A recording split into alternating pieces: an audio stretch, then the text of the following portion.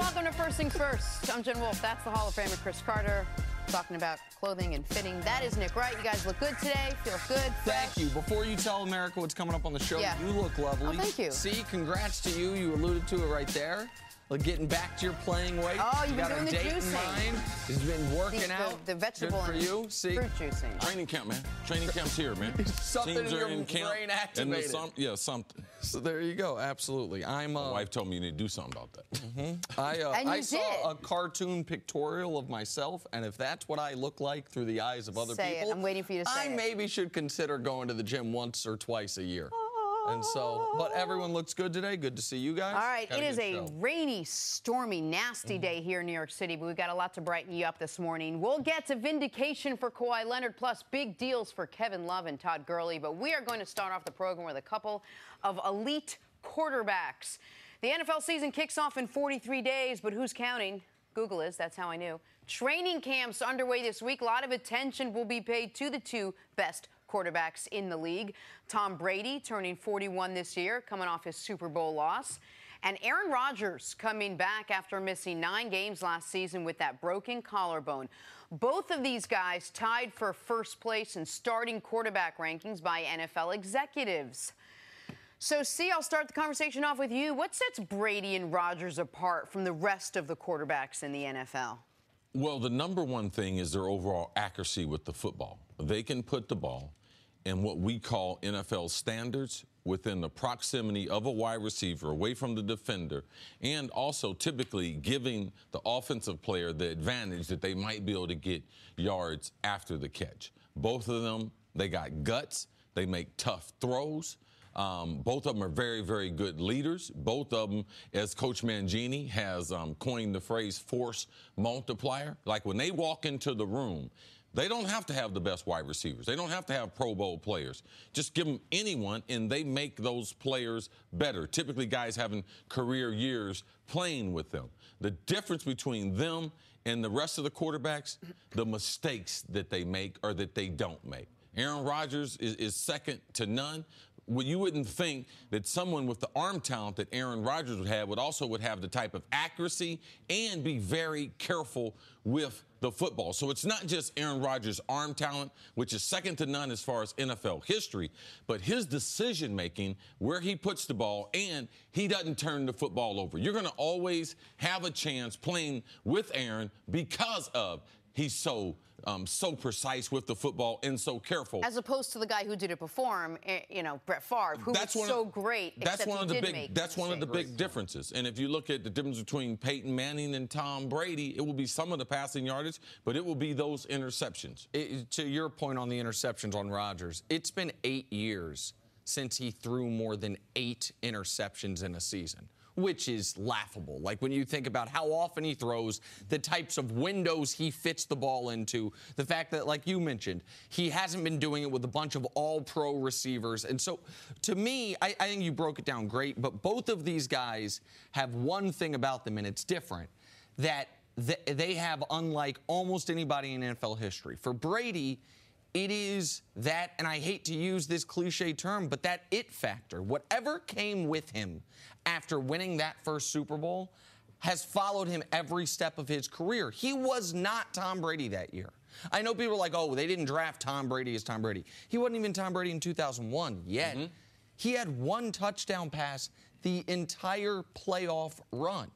But the moment, it reminds me, the moment Adam Vinatieri kicked that field goal, Brady got something that is so valuable in sports, which is the removal of narratives that surround guys later in their careers. I think Peyton Manning, for how long and how many playoff games did it potentially affect him that the narrative was, man, this guy comes up short in the postseason. Mm-hmm. This guy can't get it done. Like, Brady got that removed from him before he was great.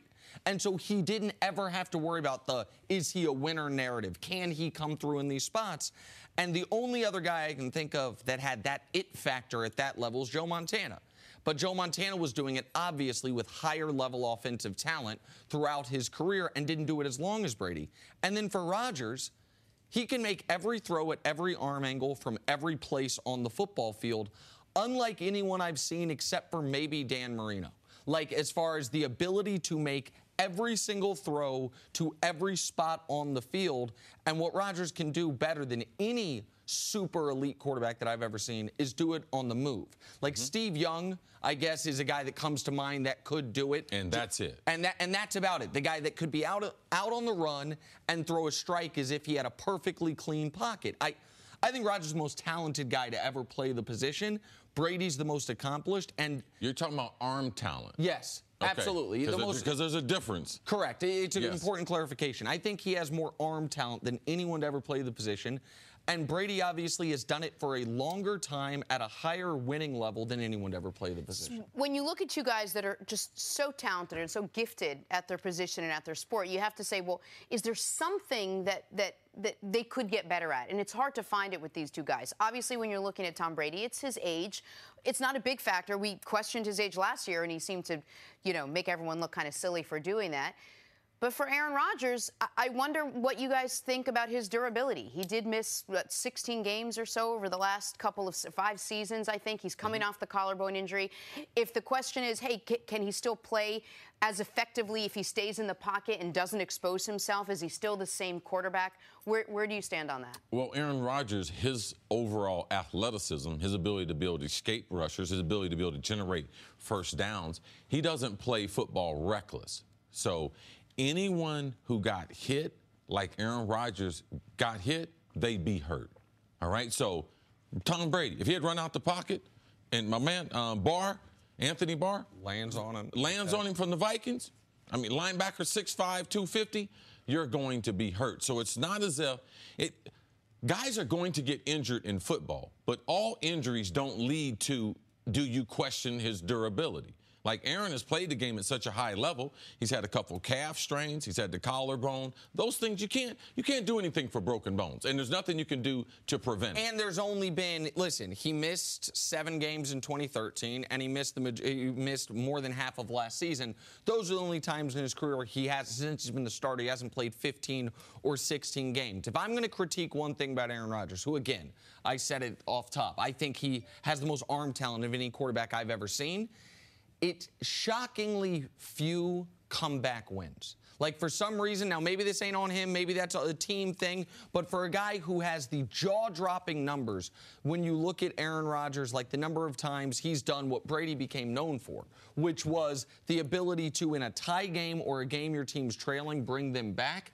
Rodgers doesn't have that on his resume. I think that's more of a team thing. If you look at New England and how they calculate and how they play great situational football, it has a lot. Brady's getting a lot of credit for some of the best kickers ever. Sure. He's getting credit for Bill Belichick managing the defense. How many times has the defense turned them over? They gave him a Super Bowl against Seattle. They gave Tom Brady gets credit on his resume. Belichick gets credit. But the defense and their ability to play all 3 phases of the game, offense, defense, and special teams, you can't fault Aaron for that when their defense is not stopping people at the end. Because part of a comeback has to be you get the ball back. Yeah. It has to be the defense or you got to puts the ball stop back. Right, that's what I'm saying. Yeah. The defense stops them so you get the ball back. All right, so you have one game. You could pick one quarterback. Between these two, who do you guys pick to win yourself one game? It's easy for me. I got to go with Aaron Rodgers. Because to me, when you're starting any type of equation and it's involved in sports, a lot of times that has to do with the talent. All right?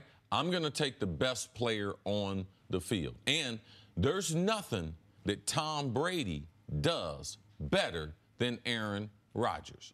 And there's a bunch of things that Aaron Rodgers does better than Tom Brady. That's throwing the ball on the move. That's taking care of the football. And if I need a guy to squeeze one in, who would I much rather do that? Aaron Rodgers would be there. If you had said one season, my answer would be Aaron Rodgers. For one game, I'd take Brady over anybody ever. And there's no wrong answer here, but if you, and I know we'll talk about this throughout the show, like, you look at what Brady's done in the second half of the last 3 Super Bowls he's been in. Just and I understand they didn't win against Philly, but what he did against Atlanta, what he did against Seattle, like, Brady, there are certain guys in sports, this is part of the Michael Jordan legacy, that no matter what the numbers are, whatever it is, you're just like, man, I just trust him more than I trust anybody in that one game. For one game, I'd say Brady. For one season, Rodgers. Yeah, one game, 1 minute, one play, Aaron Rodgers. And the reason why, he can run the offense more off schedule than Tom Brady. What if I'm playing in this one game a team that's going to blitz me a lot?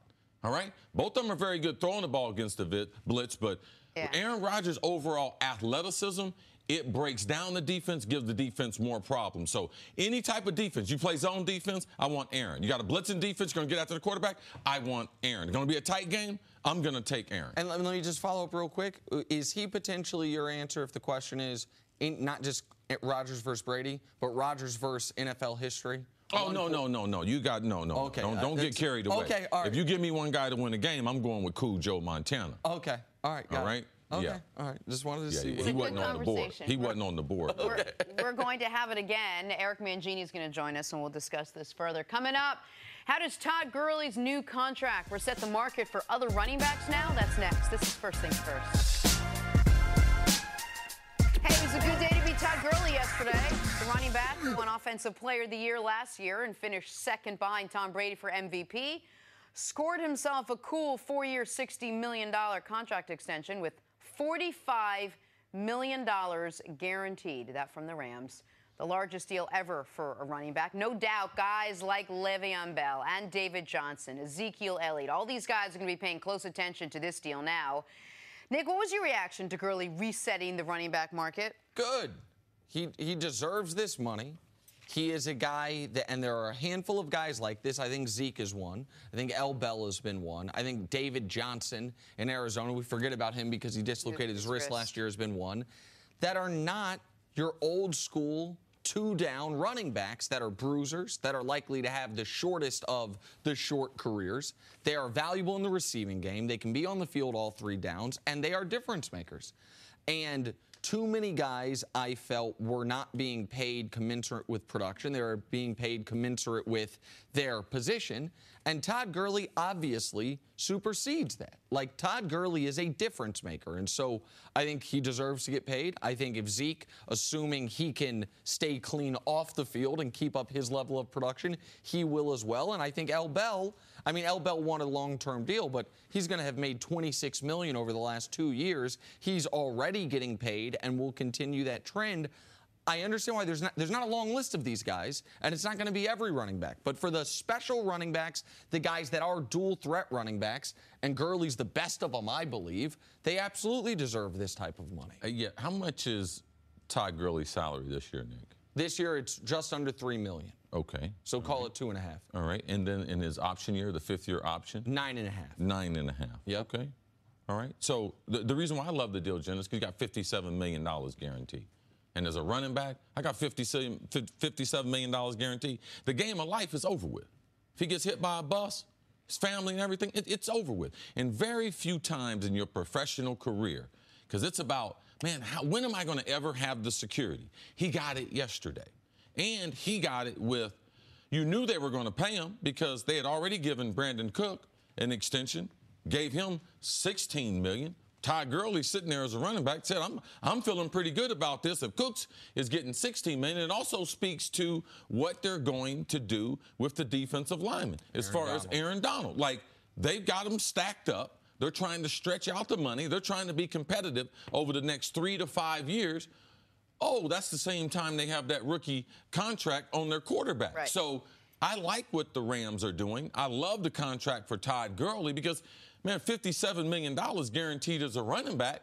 Because the truth of the matter is people say, well, man, that's a long deal. He's got 2 years left. It's really He's 6 got a years. 4-year deal. Yeah. But if I play 3 good years, which means the remaining 2 years of this contract I have, 1 year into the extension, you know something? As a young player, he's going to be able to go back in there if he wants to. Right. So I like the deal.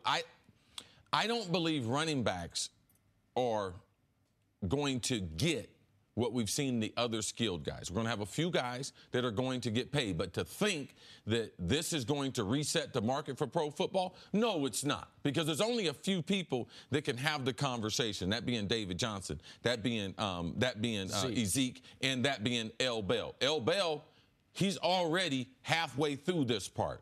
I would believe he's in his prime on the downside of his prime, and I don't believe someone's going to sign him for a 4 or 5 year contract. So he had to do it the way he did it in Pittsburgh. What about Gurley as the football player? Is he worthy of resetting the running back market? And when I say reset the market, I'm talking about 4, 5, 6 guys. Whoever you know they what are, I mean? For the very, very top. What? See? Yeah. What it does is the average salaries of the top 5 guys, but you need at least 5 guys because typically a team's not going to tell you you're the best at your position. They're going to say, you know something? We consider you be one of the top 3, top 5 guys. Okay, no problem. That's what we'll do.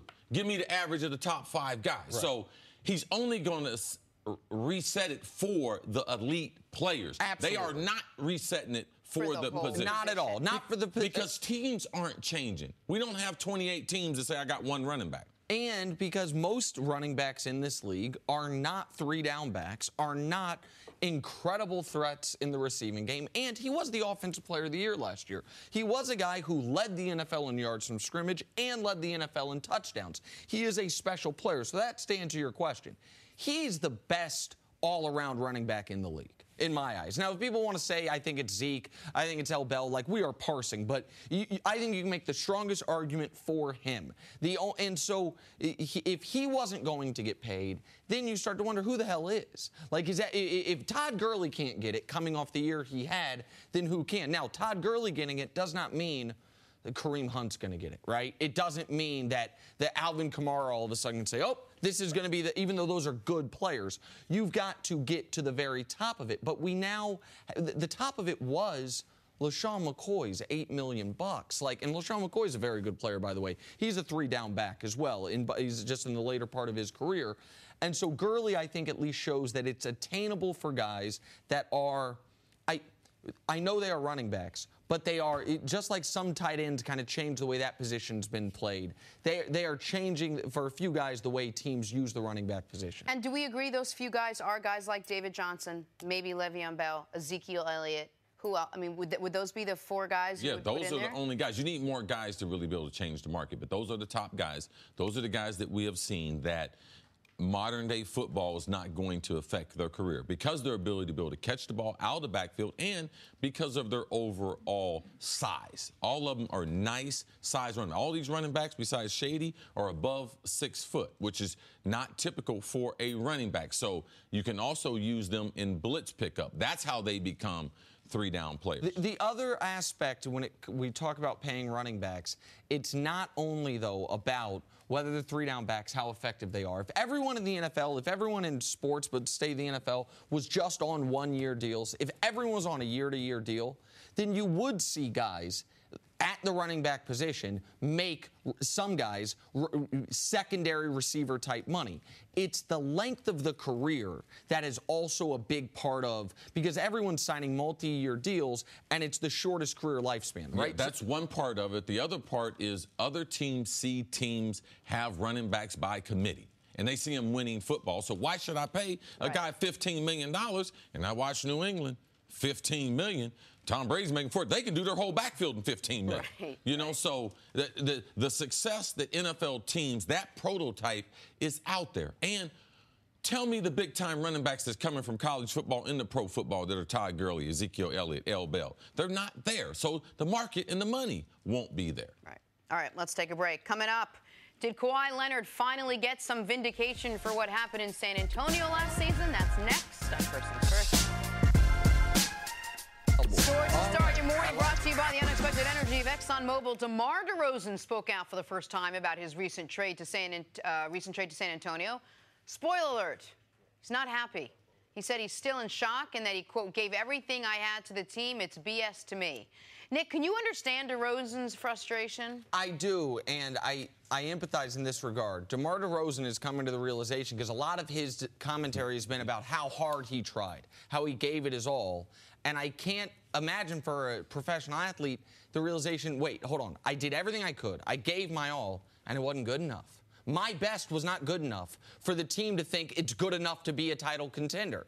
And that's a tough moment for a guy, for anybody. So I do get his frustration, especially because he said he wanted to be a Raptor for life. Yeah, I can understand that, because he had already put himself in Toronto for a long time. So I can understand that. But he's got guaranteed money. When they lost the way they lost this year, okay, he should have known. They fired the coach. He didn't think it was on the board that they might get rid of him. So that, to me, you know, Nick, I don't like that when people don't have perspective on their life and everything. And right there, that was just not necessarily the right perspective to think that he couldn't be moved. He's not that type of player that wouldn't be traded. I think he thought he could be moved, but then the GM told him, Masai Ujiri told him he's not going to be moved. So that wasn't great. Yeah, you can get lied to. Okay, fair enough. All right, moving on to Dwayne Wade. Turns out he's got more basketball in him. Just got offered a 3-year deal to play in China. Wade just finished up his 15th NBA season, scoring 11 points a game last year. Nick, any chance D-Wade actually goes to play in China? I don't think he'll. If he goes, I don't think it'd be for 3 years, but I do think there's a chance he goes for 1 year. It's a shortened season. It's a 34-game regular season, the league that's offering him. You also have to keep in mind, D-Wade has a lifetime endorsement deal with a Chinese shoe company. Yeah. And so, I mean, when we are talking about not just big-time athlete money, but big-time mogul money, the ability to really entrench yourself in that Chinese market, I think it's something he'll consider. I'd love to see him go there to China because I want to see what his wife, Gabrielle Union, because she used to tweet some nice, juicy stuff. Now, we move him to a different continent. I mean, she might really miss him. Yeah, she might. You don't think she'll go with him? So this is how benefits us. You don't think Gabby living in Los Angeles or Miami? I think that hey, D-Wade, go get that money. I'll be waiting for you. Okay. I think she'll have a couple visits and everything, but just maybe check they it out. shoot Just Bad check Boys 3 out there. Moving on to the NFL. Thought there was something else coming. After paying Todd Gurley, the Rams are reportedly simultaneously working on a deal for Aaron Donald. Rams general manager Les Snead said about Donald's deal, each situation is different. So many details, Les. Thank you for that. CeCe, you think Aaron Donald gets paid before the season starts? They got no choice. They got no choice based on what they've done. Brandon Cook signed him to an extension after trading for him, $16 million a year. He's not as good as Aaron Donald. Todd Gurley, a running back, he got 2 years left on his contract. So for someone to come and move in front of you in the line when Aaron Donald was the first in line, oh, no, Les Snead them. They're going to get him signed. And last year he missed all the training camp, was defensive MVP. All right? They franchised him. They know they got to pay Aaron Donald. And this is Los Angeles. They got to put some people in those seats up there. And this is going to be the hardest of the contracts to get done, by the way, though, because they could go to Todd Gurley and be like, hey, you got 2 years left. Guess what? We want to extend you, and it's not going to be that difficult of a negotiation. Similarly with Brandon Cooks, year left. He's on his third team, wants some stability. Aaron Donald feels justifiably, I'm the best player in the entire sport defensively. I am going to break every record for every defensive player, guaranteed dollars, total dollars, per year salary. So this is going to be a tough negotiation. I do think they've backed themselves into a bit of a corner with what they've done with the other players, though. They wouldn't have signed the other players without knowing how much money they're going to have to pay Aaron Donald. You're not a championship team if you don't sign your best player. The Dallas Cowboys open up camp today. They'll look to bounce back from the 2017 season where they went 9-7 and missed the playoffs. All right, Nick, what's the biggest question mark you think facing the Cowboys this season? Whether they have any playmakers on that offense not named Ezekiel Elliott, period, point blank. Do they have a single receiver that can approach 1,000 yards? Do they have a single tight end that can approach 600 yards? Like, these are real questions about this football team that we do not know. I know, listen, David Irving's suspended. They got questions defensively. I get that. It's, to me, all about the playmakers not named Zeke. And the reason why it's about the playmakers is it's going to help that defense out. It's an undersized defense. They're going to move around, try to get after the quarterback. Young secondary, try to create some turnovers. They want to play. Man, they want to play about 28 minutes a game. You know, if they can, they're a better defense because they're undersized. That wide receiving core, all lights, all attention will be on them. Cole Beasley, little rapper, we're checking you out. Yeah. All right, finally, quickness. Sam Darnold didn't report to the first day of New York Jets training camp. He has not finalized his contract and doesn't want to risk injury in practice. See, how big of a deal is this? Well, you can't report without a contract. Right, but how big of a deal is that he's not there, that the contract's not done? It's not a big deal. They're going to get him signed. Like you draft a guy in that slot, you know. Baker Mayfield got signed yesterday. He was the top. So now we've got a bunch of – so they start slotting him. You know, we know his selection. We know when he was selected. Baker was number 1. That's the most important guy. Then the money will start to fall down. I believe they'll get him done. They'll get him done in the next 36 hours. As long as that part's true, then this won't be a big deal. If he is, because this is when rookies supposed to report to camp, as long as he's there for once the full camp is a full go, then I don't think it's a big deal either. With the last time we saw a rookie miss extended time in this system was Joey Bosa with the at the time they were the San Diego Chargers, and the Chargers have a history of really trying to squeeze their rookie draft picks, their first-round picks. This seems to typically come down because they are slotted to offset language, which is an odd thing to be worried about when you draft a quarterback, because all the offset language is if we cut you and another team picks you up, do we get some of the relief on your guaranteed money? But if they cut Sam Darnold, the number 3 overall pick, before his 4-year rookie contract's up, then it's been a total abject. And then money is not the biggest right. Then money's not the problem. But what I do know is this: it's not like Roquan Smith, who was 7th in the draft, the linebacker the Bears drafted. If it takes a week for him, he's still going to be able to fit in and come in. Sam Darnold is in the competition, I believe, to be the week 1 starting quarterback. So if it takes longer than the 36 hours, then all of a sudden he is at a deficit there. So if it gets done today, tomorrow, it's not a big deal. If we're talking about this Monday, then his ability to be the week 1 starter, I think, is severely hampered. All right, we shall see over the weekend. Moving on to the latest with the San Antonio Spurs. Danny Green was included along with Kawhi Leonard in the trade to the Raptors, but it turns out he had another thing in common with Kawhi. Green says he played with a groin tear last season, one that went undetected by Spurs medical staff, similar to Kawhi's situation with his quad injury. CC, is the Spurs mishandling of Danny Green's injury sort of vindication for Kawhi, if you will? It might be vindication. Other people might feel good about it today, but I don't. I mean, it's not new to me. I knew Kawhi was hurt. I wouldn't question an athlete's integrity. Were they hurt? Weren't they hurt? When he went for the second opinion, he was hurt. I've been telling you guys all season, Kawhi cannot play. It's the reason why he's not there. It's the reason why he's not on the bench, all right? Because he got misdiagnosed by the San Antonio Spurs. So Danny Green, this doesn't do anything for me. Medical staffs do this all the time. They miss on players. Typically, you just don't hear the players speak out or say anything. And Danny Green, if he was in San Antonio, you know what he'd be saying? Nothing. He wouldn't have mentioned it, wouldn't have said anything about it and gone on about his career.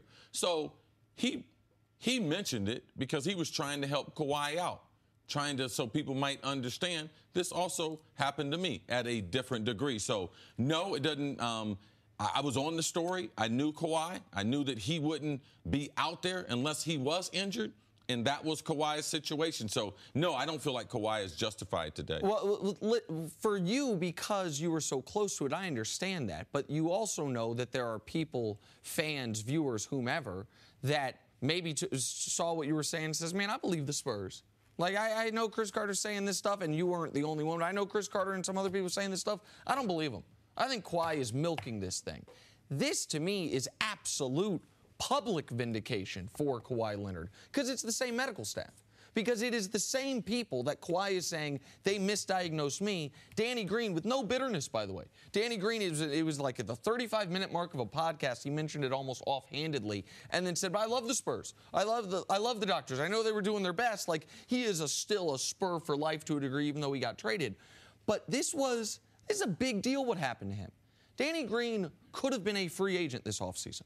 Okay, like people might not know that because they're like, oh, he got traded, because he opted in to his player deal. Like, if you have a guy who is not looking at max deals, there is a constricted free agency market, and if he's playing through an injury, if he is potentially aggravating an injury, if he is now going into what will be his free agent year not fully healthy because something wasn't dealt with in a timely fashion, that can cost a guy millions of dollars. And so I think when it's the same medical staff, when it's the same people that Kawhi had to deal with, of course this is relevant to what happened with Kawhi Leonard, at least in my eyes, because it lets the public know this wasn't just, oh, Kawhi wants to get to Los Angeles and by any means necessary, oh, he can't play through his quad injury.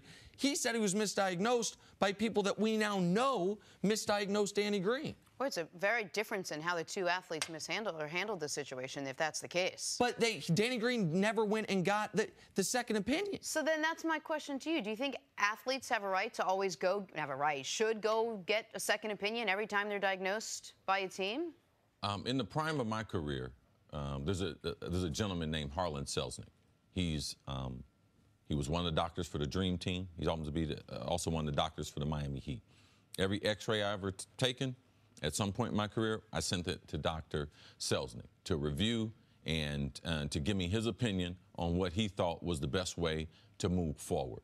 Your body is your moneymaker. I don't expect anyone. The doctor works for the team, all right?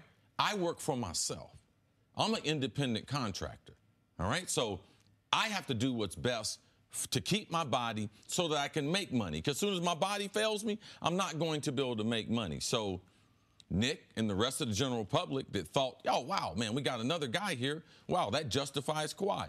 Kawhi, what elite athlete have we seen fake an injury and not play? All right? You tell me a story of a guy who's an elite player that's done that. I don't know the story. So for me, I've been around team sports and stuff and know the doctor can get it wrong. I knew he was wrong in the Kawhi thing. And Danny Green, just because he had a growing injury and decided to play through it, because he's also at a different stage of the career. He's a different type of player. The demand for him is totally different. And he had the player option. So they were already down their superstar. He was trying to push his way through it the way athletes do. But it's not just that he had a groin injury and played through it. He was told his groin injury was X, and it was actually Y, if he had the full information. I believe these things happen more often because the doctor works for the team. He knows who's injured. He knows who's available. And some of these injuries, based on guys can have a pain tolerance and a threshold different. There is no one injury, this is going to knock all guys out. Guys are different. So when you have the player option and you're the type of role player like Danny Green, I could see why he pushed through it and decided to stay on the court. Oh, see, so because he has just for the record, just so people understand what I'm saying, because he had the player option, if I'm Danny Green and I get the full diagnosis, in my eyes, I say, oh, I would like to get this fully fixed as soon as possible. I can opt into my money next year, and then when I'm going to be a true free agent, I'm going to be as far removed from this injury as possible. He's now months behind where theoretically he could have been. But on the team doctor stuff, I don't think we have to ascribe nefarious motives to oh, they work for the team, not the player, so they're not going to give them Listen, guys make mistakes. And I know that every team in pro sports says we have the best doctors in the world. Well, that's flatly impossible. How many teams in professional hockey, baseball, basketball, football, just in this country? We're talking about what? About 130 teams, plus top-level college programs, right? All of those entities claim we got the best doctors in the world. Well, one of them's the 150th best doctor amongst pro sports, right? Just by definition of it. So I do think that what C did, more athletes should consider just standard protocol and not like it's betraying the team. Getting a second opinion. Getting a second opinion. That is not like going out. I have a contract with the team. The team don't own me. Right. All right? I'm always doing what's in my best interest. I don't care nothing about the team. I don't care nothing about the team. I look Dr. Fisher in his face and be like, Doc, send that stuff down to Dr. Selznick. I dare you to say something. And he was the dream team doctor. Michael Jordan and all of them. Okay, good. Send my x-ray down to my doctor. All right, let's take a break there. Coming up, the Warriors have a warning for the rest of the NBA. Wait till you hear this. That's next on First Things First.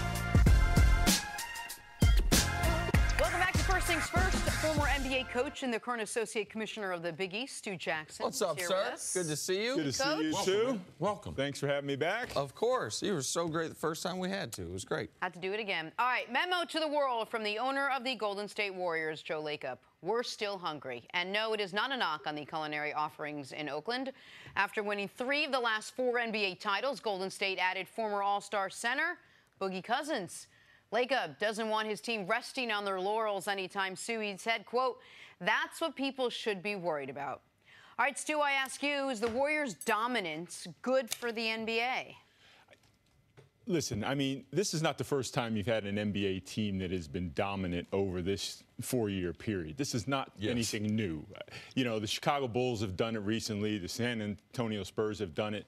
But listen, the greatest part about the Golden State Warriors is they give us a great storyline entering this season, which increases fan interest. That's not a bad thing.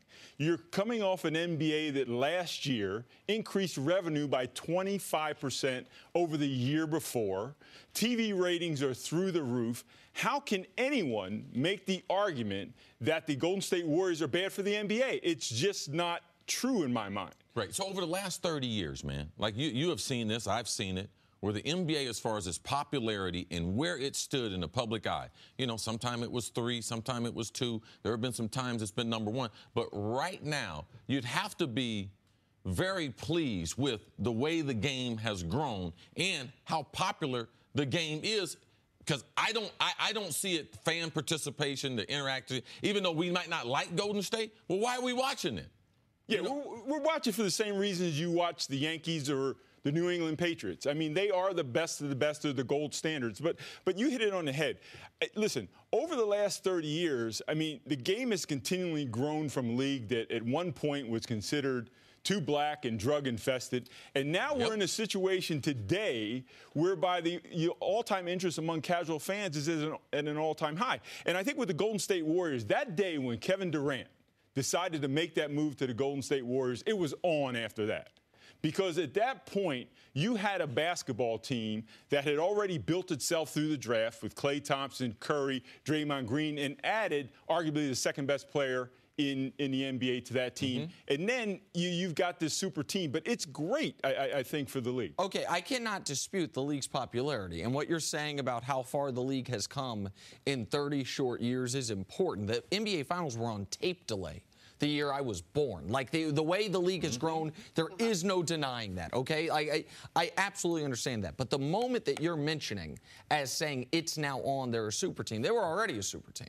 They had won 73 games. They'd won a title. They were up 3-1 in the finals before adding Kevin Durant. And what they've done since then has not, I do not believe that has added fan interest, because what that has done is that has disqualified 85, 90% of the league from even being able to trick themselves into thinking I am a title contender. And so that's the part that, yes, the ratings were growing, and they were growing before Durant made the decision. They've continued to grow after that. But I do not think Durant's decision has led to, and the Warriors, this current iteration, has increased the popularity. They have ridden the wave and been a big part of the wave of the NBA's popularity. But one other thing that you said in the beginning, and people just take for granted, that I do not think is factually accurate, which is the NBA's always had this.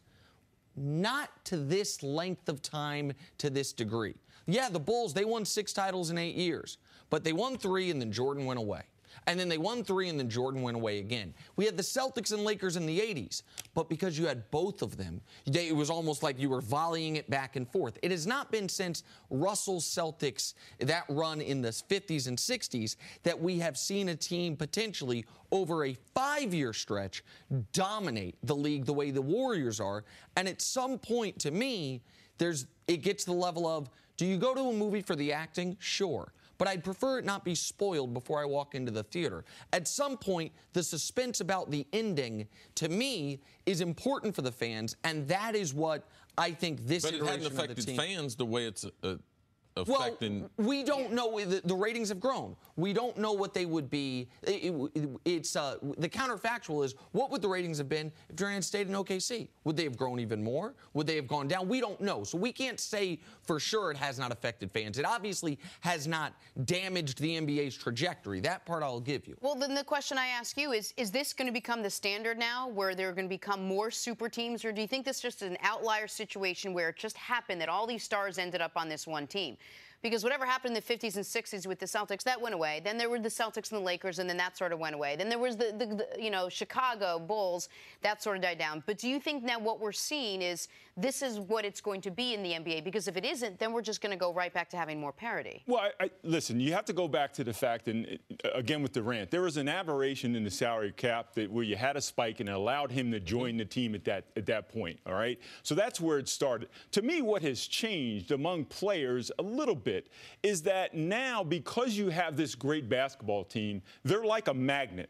I mean, and that's why you get a Boogie Cousins in an era now where the money is a little bit thin. You don't have as high as spikes in the salary cap, and now guys are taking shorter-term deals for lesser money, and the first place they go to rehabilitate themselves is the Golden State Warriors, because they have the opportunity to win a championship and obviously help their brand and help their value. So to me, that's what's different than it was in years past. And no longer do we have teams, like when you had Jordan or Tim Duncan, where, look, this is my basketball team. Right. Everybody, you come to me. Now there's this cross-section or transportation, pollination of players, to the Golden State Warriors. And to me, that's what's the major difference. Yeah, the major difference for me is you can't win with one or two superstars. Like, you can't win. Like, that's when you have Kevin Durant join Golden State, so that took it away. I don't think that it's taken away the overall popularity of the league. And people would argue there's certain people that don't want parity. Now, we do want to not know what the result is before we watch the game, but there's I like everything in its highest level. When I go to the ballet, I want to see the absolute best. When I go to Broadway, I want to see the absolute best. Football, basketball, baseball, I want to be challenged and pushed to be my best. Now, people might not say they don't like Golden State, but let me tell you what it's done for LeBron James, the best player in the world. It has brought the best out in him. I would say if that challenge was not there, I don't know what the ratings would be. I don't know what LeBron's stats would be. But the way he played, it forced the best basketball out of him. And that's something that I have enjoyed. But here's the thing. It forced the best basketball out of him before KD got there. He had the greatest three-game stretch in his career, and I would argue in the history of the sport, before KD got there. And what we did have in the 90s, even though Jordan, and credit to him for doing it, even though he won it every time he played the full season in that 6-year stretch, or in that 8-year stretch, pardon me, you had credibly going into seasons, the Suns, the Sonics, the Jazz, the Pacers on the back end, the Knicks on the front end, the Magic in the middle. You had, what's that, a fifth of the league? A quarter of the league go into years credibly believing we can win the title. Since KD has gone there, here's who has credibly believed they can win the title. The Warriors, the team LeBron was on, and the Rockets last year. That's it. Going into this year, who credibly believes they can win the title? The Warriors, maybe Houston, maybe Boston. I don't know that part's great. Well, I think it is great because it's going to challenge other NBA teams to find a way over time, may not happen this year, how to beat the Golden State Warriors. And until this point, NBA teams have opted to try to duplicate the Golden State Warriors, and you can't. They've drafted well. They've got, 3 guys in Green, Klay Thompson, and Curry that are unique. Kudos to them. So you've got to find a style of play that beats the Golden State Warriors, and that's the challenge. But listen, we talk about dominance like it's just going to happen. And we forget the fact that the Golden State Warriors during this time were in a situation where Memphis had them down. Mike Conley goes down. This past year, the Houston Rockets look like they're on the way to winning the Western Conference title, and Chris Paul goes down. So there's a lot involved here. 2 playoffs ago. Oh, yeah.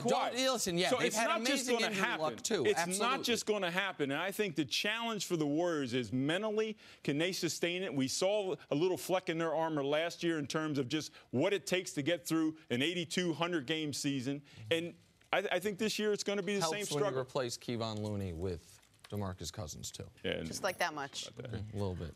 Stu, we'll see you a little bit later on the show. We need Nick to represent the Warriors as far as them being good for the league. Coming up, who's making a bigger mistake in Atlanta? Julio Jones? Oh, yeah, that's Nick Wright. I'm out here for the fans. Falcons. I'm out here for y'all, people. This is a tease. I'm out here for y'all. Next on First Things First. You know what, guys? If you sign a 5-year extension and with 3 years left on a deal, you want a new deal, you would have to assume your bosses might not be on board. That's where we are with Julio Jones and the Atlanta Falcons.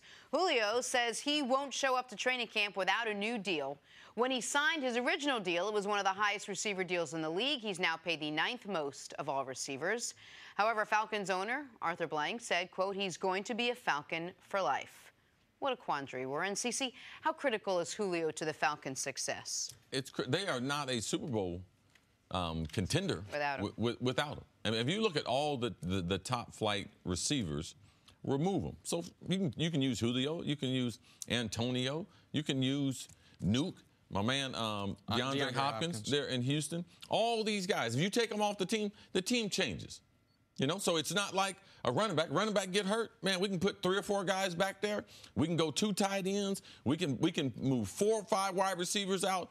We can typically generate that productivity a different type of way. A guy like Julio, no, because it's not just the productivity, it's how they tilt the field. Nick had some nice video of Darrelle Revis, some shots of him. You cannot play that type of defense against a guy like Julio Jones because they take advantage of all those holes in the defense. So not only does it affect the defense, it's going to affect the other wide receivers. Mohamed Sanu, he is not a number 1.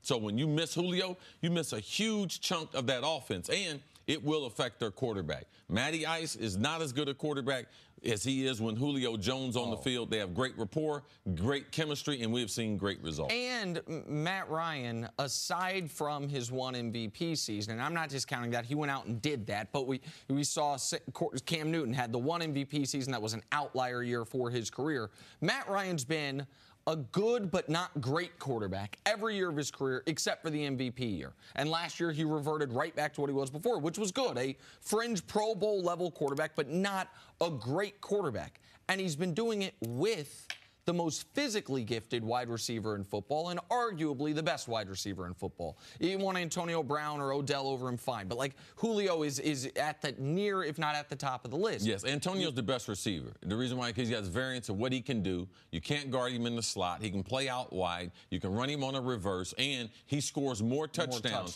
Than Julio by a big margin. The only hole in Julio's statistical resume is the touchdowns. And I know that sounds like a big... No, that's not his fault. That's more of an offensive design. Right. Last year he had, we talked about it throughout the season, how rarely they were targeting him in the red zone. But his yards per catch, I mean, he's at nearly 16 for his career. Last year, the last 2 years, he's been near 17. The last 4 seasons, he's given you at least 1,400 yards receiving. Like, you can't list 5 more valuable offensive players in the sport other than quarterbacks. You just remove the quarterbacks from the discussion. Him, Todd Gurley, who we discussed earlier, AB, like Zeke. It's a short list. And so if he is really considering not showing up, then the Falcons are in a quandary. Now, would it surprise me if he is actually willing to take this to the regular season? Yeah, that would surprise me. But it somewhat surprised me that he is holding out at all with 3 years left on his deal. And I don't know that Arthur Blank put the Falcons management staff in the greatest position by just coming out and saying, oh, he's going to be here forever. I think that hurts their negotiating leverage at least a bit with a player they have to have. Is Julio Jones good enough to warrant ripping up a contract 2 years into a deal that he signed? I guess I would imagine, we talked about Darrelle Revis a couple weeks ago, there are certain players that are just that good, that are such force multipliers, that without them on the field, your entire team will suffer. Is Julio Jones one of those players?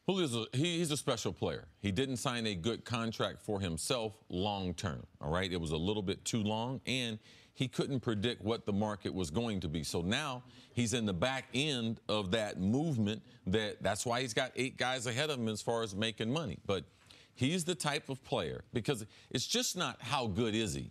It's how much they've invested in him. What type of market are they in? They are in the second year of a immaculate new stadium. Atlanta is not a good football town for pro football. It's great for high school and great for college, home of the SEC, but not great. So you got to put some fans in those seats. You can avoid it if you want. Their fan base is predominantly African Americans, because that's the people that live in Atlanta. Julio being from Alabama, not only born and raised, but playing his college football there in the heart of the SEC for Alabama, all those things. He is the #1 commodity there. I know Matty Ice is their quarterback, but Julio Jones is the biggest superstar in Atlanta. Absolutely. Having a big superstar on this, a legitimate league-wide superstar that isn't your quarterback. Like, it's one of the reasons Vic was so important to Atlanta. The race component of that market is a real one. But you mentioned Matt Ryan. It's not just the investment they made in that stadium. They just gave Matt Ryan, what did they give him, $150 million? Yeah, they had to. Like, right, no doubt. Like, I'm not criticizing the decision to give him the money, but you want immediate returns on that money. The best way to get immediate returns on that money is to give Matt Ryan his best, make sure he has his best weapon, one of the best weapons in the entire NFL, and a guy who bends defenses, even though they don't target him in the red zone the way I think they should, the way he bends defenses when you're on your own 20-yard line, having to cover him over the top, his variety of routes he can run, like, they have to have Julio Jones. All right, we'll see how this one plays out. Coming up, back to basketball, is Dan Gilbert already botching the post-LeBron James era in Cleveland? That's next. First things first. Time for some stories to start your morning, brought to you by the unexpected energy of ExxonMobil. Work under these conditions. So after paying Todd Gurley, the Rams now reportedly simultaneously working on a deal for Aaron Donald. Rams general manager Les Snead said about Donald's deal, each situation is different. Thanks, Les. CC, you think Aaron Donald gets paid before the season starts? Les Snead's a smart guy. He's going to get him. He's going to get him paid. When you trade for Brandon Cook from New England, you give him an extension because he was in the fifth-year option. When you basically tear up Todd Gurley's deal, but you didn't, you added more years to the back end of his deal. With 2 years left on his deal. And which you didn't have to do. You know that they were working on this. And you know that they told Aaron Donald, don't worry about what you're getting ready to read, getting ready to get Todd wrapped up. But I believe they made significant progress on Aaron. They're going to get him signed. He's a great football player. He's arguably the best defensive player in the whole league. And when he does get his new contract, he will become the highest paid defensive player in the history of the league at any position. The only distinction here is last year he missed training camp. And so they understand that this year, when you give Todd Gurley that deal, that he is going to be expecting to become the highest paid player in the history of the league on that side of the ball. Absolutely. Moving on, the Green Bay Packers open training camp today. They're going to look to bounce back after a disappointing 7-9 season last year. Luckily, they'll have their two-time MVP back, Aaron Rodgers. He'll return after playing just 7 games last year because of that broken collarbone. All right, Chris Carter, what's the biggest question for the Packers heading into training camp? What's the biggest question for the Packers? How good will their defense be? Will their secondary be able to stop people, especially in third down, critical situations? That's where and can they stay healthy? Man, every year it seems like the Packers, man, they have a bunch of critical injuries. But the Packers are a good team. How good is their defense going to be in 2018? I think those are all good questions. I'm going to go to a slightly different one. Are they going to have an above-average, legitimate running game, legitimate running back for the first time in years with Aaron Rodgers? They had a guy with a wide receiver number playing there before. They had a rookie last year. Like, how good is Aaron Jones, who I think they expect to be their running back? Because we know that Rodgers can make it work with just a multitude of receivers. I'd like to be able to see him with, I don't know, maybe a top 12 NFL running game. Is that too much to ask? All right, moving on to basketball. DeMar DeRozan spoke out for the first time about his recent trade to San Antonio. Spoiler alert, he's none too happy. He said he's still in shock and that he, quote, gave everything I had to that team. It's BS to me, he said. Nick, do you understand? Can you understand DeRozan's frustration? It's got to be a tough moment for DeMar DeRozan to know he did everything within his ability, got better every year, worked as hard as he possibly could, and his best wasn't good enough. Like, that's what happened was they said, we know you want to be here. We know you're working hard. We know you're improving. And it's still not good enough to get to where we want to go. So I understand why for an elite-level athlete, that's hard words to hear. And then you add to it, he feels like he was misled by the GM about what his future there would be. Yeah, I think he should just keep working on his game. Take out his frustration on his game. He's got to get away from being that mid-range shooter. In this new NBA, he's got to be able to stretch the court out. That's how he's got to be able to improve. Hey, you can sit there and keep crying. He's got guaranteed money. They traded you, man. You're a professional. You're going to go to San Antonio. Are you going to get any better as a player, or have we seen the best version of DeRozan that we're going to see? All right, we will end with Kawhi Leonard, who will reportedly not attend this week's USA basketball camp. Others who won't be in attendance include LeBron James and Steph Curry. Kawhi will instead use this time to focus on his new team, and we should mention he did pass his physical, which there were some question marks about. All right, CC, Kawhi not playing for Team USA. What do you make of these recent Kawhi developments? No, I know it was on the board for him to play for USA basketball. They hadn't made up their mind yet, but also they could feel that as far as the trade opportunities, they weren't there because people question, is he healthy or not? Can we see him? And missing all those games, that's a legitimate concern. So he thought about going to USA basketball and participating. Now, I believe that Toronto forced San Antonio to be able to make the trade, because not knowing if he would have showed up there, I don't think he would have been in Toronto. If the teams, all the NBA teams could have seen him. Right. Because if Philadelphia was serious, oh, man, when they saw Kawhi at USA Basketball, they would have traded for him. Or a couple other teams would have gotten in the game. Because once you remove that, is he healthy? I mean, Kawhi, Boston might have traded 2 or 3 players in a couple of draft picks. Jaylen Brown, who they said was untouchable. So do you agree with me that if he had not yet been traded, he would be at minicamp this week? He would be out there trying to show the world he's healthy? I can't say that he definitely would have been out there. I'm not asking you, right. Listen, I know this is a tough one for you because you've done reporting on this, so I'm not asking for, like, reporting on it. My gut feeling, I'm not reporting on this. You asked me last week, is Kawhi healthy? And how do you know? I said, I know he's healthy. Correct. That's something you knew that wasn't a gut feeling. Well, I didn't think the people who handle him would float it out there he could play USA Basketball. If you wouldn't make that type of move professionally if you weren't him. And so I understand why he would have considered, when he was trying to generate a trade out of San Antonio, I want to show the world, listen, I want to be in LA, but I really would like to be anywhere but San Antonio.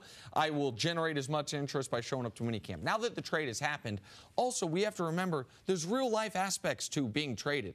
Like, you got to move. Like, he's going to Canada. Like, there are things where I understand why, now that the trade's done, going to Team USA minicamp isn't a high priority for him. Okay. What? Go ahead. No, it sounds like everything is now moving according to plan. There's not going to be a holdout. He's not going to fight this. He passed the team physical. Does it seem like everything is setting itself up for the people who were saying stuff like that had not talked to Kawhi, and they didn't know the situation. Okay. You know, Kawhi has been there. He's passed his physical, and the talks with Toronto have been all positive. He even took a picture with half a smile, which we hadn't seen from Kawhi in quite some time. Well, that I'm going to need to see. Oh, yeah, I'll show it to you. Yeah, we saw Kawhi with half a smile. Nick Nurse. Okay, moving on to Kevin Love. Nera guy, been almost traded from a team more times than Kevin Love, but the Cavs are certain now they want K-Love. He signed a 4-year, $120 million deal to stay with Cleveland. The 5-time All-Star said he's committed to the Cavs' culture and excellence in playing basketball. All right, Nick, what was your reaction to this deal? I think it's a foolish move by the Cleveland Cavaliers, and that's not an indictment on Kevin Love. That's not about Kevin Love. I think Kevin Love's still a very high-level player in this league. But the Cleveland Cavaliers, I think, most notably the owner, Dan Gilbert, they did not make this move thinking about long-term health of the franchise. They did not make this move thinking about how can we contend once again. They made this move thinking about one thing. We are not going to have history repeat itself where we go from championship contender, LeBron leaves us, to first pick of the draft. Yeah. They went from, last time LeBron left, they went from 61 wins to 19 wins. And their best move, by the way, is to go through that type of process. That's what helped them get Kyrie. That's what helped them get the asset they traded for Kevin Love, bottoming out. And we know how bad this Cavs team was last year when LeBron wasn't playing. We know how bad they've been the 4 years since he came back. In games or just minutes, he wasn't on the court. The idea that you're now going to build around Kevin Love with a terrible cap sheet for this year and not a great one for the year after and double down on this is foolish to me. Kevin Love, I think, was a attractive trade piece this summer, or certainly at the deadline. You have Colin Sexton. You will, if you're drafting the top 10, keep your draft pick and start getting rid of those bad contracts. I don't understand why you want to commit. It's essentially 5 years, $145 million to Kevin Love when there's no path from here to there. Average. And I don't even think they'll be average. But if you're below average, you have a chance to get better. But you got to be well below average. Like, that's the key point here is even. And that's not going to happen if you sign Kevin Love. No, I think they'll still be bad. I just don't think they'll be tanking. I don't think they'll be as bad as they would want to be. Well, ultimately, still he's an asset. You would have still had to sign him even before a sign and trade. Like, ultimately, even if you're in the lottery, you still have Kevin Love there. You're not going to let him walk as a free agent. Just so we understand. But he had a year left on his deal. Yeah, I understand that. But I think there's something that she said is just let Kevin Love play. He's going to be an asset. Like, so ultimately you want to trade. I'm happy for Kevin Love. Because, Kevin Love is now, he's right back where he was in Minnesota. Good player on a bad team. All right? He's going to put up good numbers. Kevin Love's not a great player. So I'm happy for him. Does he deserve $30 million? I'm not going to get into that.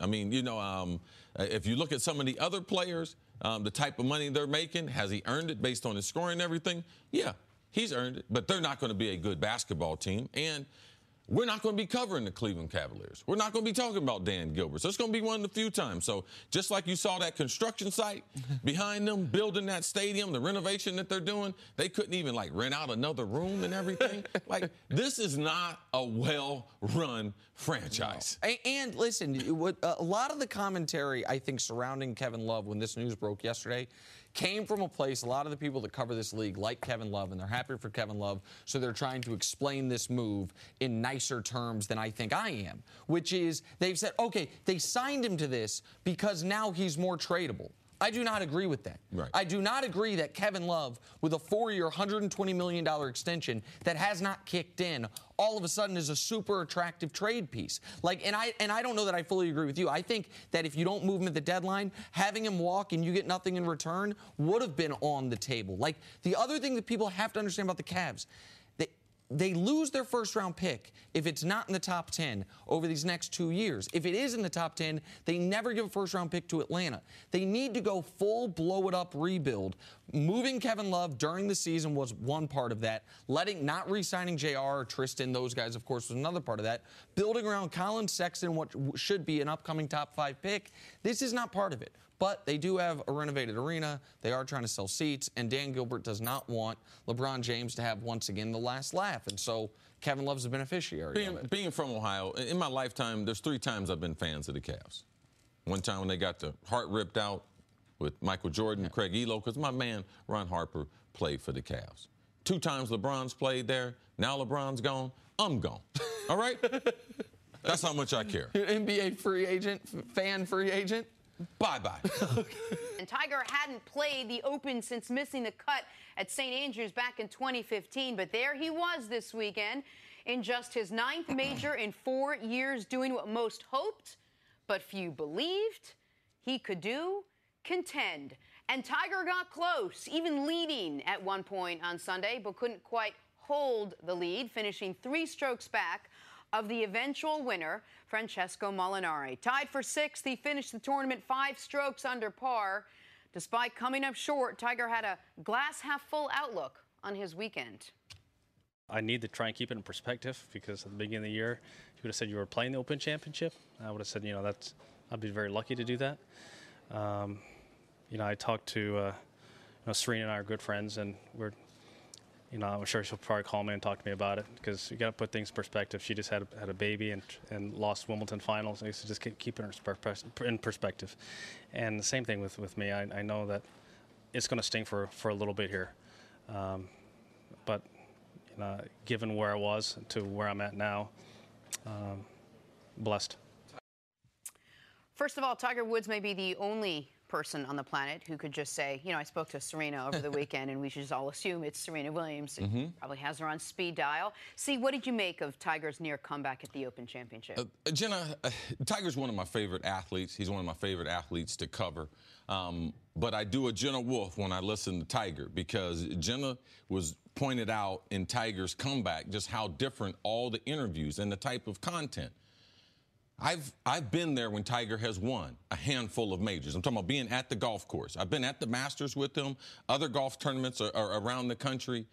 I have never heard Tiger Woods at any point in his career say that I was blessed. Like, I've never, and I haven't heard him in interviews right after reflect on other people. Typically, it's about him. It's about the golf course. He reflected on Serena. The reason why? Because he was at the All England Club watching Wimbledon, and that relationship that he has with them. When she came up short. Yes, yeah. And they're neighbors. They're in South Florida. And then also he talked about his kids. And as an athlete, it's really important, if you get the opportunity, that your kids actually know what you do. I remember my daughter, all the time, she used to fill out stuff at work or ask me when they have career day, Dad, like, what do you do? And I said, I actually play football. She said, I know you play football for the Vikings, but she said, they pay you money? Yes, they pay us money to do that job. My son was a little bit older, and he had more of an appreciation growing up playing football. But for your kids one day to finally know that you're great at something that they don't know. They live in big houses. They fly on private jets. They live a life that they have nothing. They just happen to be the kids of Tiger Woods. They didn't know how their dad got that way. But, man, he had them for the weekend. They were at the tournament, and for him to try to win in front of them. So, for me, I saw it was so many things that were bigger than golf about Tiger. Jenna, you've been great as far as pointing out. Watch what he says in the press conferences and picking up from that. Like, this is a win for Tiger. I thought he would win a tournament this summer. I thought it'd be tough to win a major because we have so many good young players, and the courses that we were playing the majors on this year, they were not great setups for Tiger Woods. But for him to finish in the position, a T6, to finish where he did, playing the way he did, even getting with a lead on Sunday, I think this is all a tremendous positive for Tiger in the comeback. Man, all of that is, I think, very well said and something you can relate to directly with kids. If people don't know, I mean, your daughter, when you retired, I'm doing the math in my head, was probably 7 or 8 years old. Yes. Right? So Duran's older. So, I mean, she was very young watching you play. So you can relate almost exactly to what Tiger's talking about there, or what he talked about after the round. But the last thing you said, he had a lead on Sunday at the British Open. That was exhilarating. That was, it's a weird thing. It's almost like a high you chase. Like sitting there on your couch on Sunday, watching Tiger Woods climb back into and then take the lead for a major. It had been 11 years. The last time Tiger Woods was in that position, I was a month removed from graduating from college. I wasn't married. I was sitting there with my 4-year-old watching it. And I said to her, the last time he won any tournament, you weren't born. And your older sister was 2. That was a feeling that while I joke about, and I'm serious, that I've picked Tiger to win every major, every time I've had an opportunity to for, I don't know, almost 20 years. I didn't know that we would ever get that moment again. And now it feels like it's a real thing, not just something you hope and wish for, that Tiger Woods winning not just another tournament, but winning another major can happen, particularly when you saw on Sunday, even though it was brief, the Tiger effect. I'm not talking about on Twitter. I'm talking about the other golfers. Like, what happened to the leaderboard on Sunday once Tiger's making his surge? Because Jordan Spieth might be the most talented golfer in his prime right now, and he fell apart. Like, Schauffele fell apart. Like, you saw guys all of a sudden hearing the roars of the crowd, and it reminded me of the mid-2000s. Yeah, and the guy playing with him, the Tiger effect is real. Molinari, he won the golf tournament. This is not about Tiger losing it. Man, you go 37 straight holes at the British Open without a bogey. The whole weekend with the weather, the wind, bad bounces. He won the tournament, and he was actually playing in the group. No one's ever won a major since 2009 playing in the same group as Tiger. So the Tiger effect is real. What did Tiger do specifically to put himself in that position? What did he do so much better in this tournament than we hadn't seen him do in tournaments Well, certain past? people might criticize him, but the one thing that he did was he gave himself a chance. He put the ball in the fairway. First 3 days leading the tournament as far as fairways hit, end up finishing in the top 5 in fairways hit. But it made him play way back, where he was hitting low irons, 4 irons, 5 irons into the green, and the guys were hitting drivers and 3-woods on their tee shot. They were further down the golf course, but it allowed him to stay in the golf tournament the first 2 days. It only led to him shooting even par. People, you can remove the chipping and the putting aspect, wondering, is that a question mark for Tiger? He removed that because he made a bunch of clutch ones, but he just didn't give himself enough birdie opportunities to be able to win this game, this match. Listen, the people are going to, because it's Monday morning, focus on Sunday. But the reason we were able to have this conversation was another spectacular Saturday round. Yeah. Tiger Woods leads the tour in Saturday scoring average this season on the tour. With this performance, by the way, he got himself into the WGC Bridgestone, which is coming up in a few weeks here in Ohio, if I'm not mistaken. Like, what he did to go, we talked on Friday. Just too many guys between him and the leaders. It wasn't so much the 6 shots off the lead as much as it was he was in 30th. He had to jump over 28. We were saying another weekend where he's probably not going to contend. Right, 28, 29 guys. And then he goes out and fires a 66 on Saturday, and gets himself right there.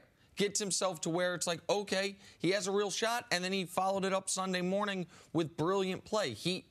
The shot of the tournament for him looked like it was going to be that bunker shot on 10. I wonder if that shot almost emboldened him to take what ended up being his worst shot of the tournament, the flop shot on 11. Like, the bunker shot on 10 was vintage Tiger. Oh my, like, I don't know how you make that shot.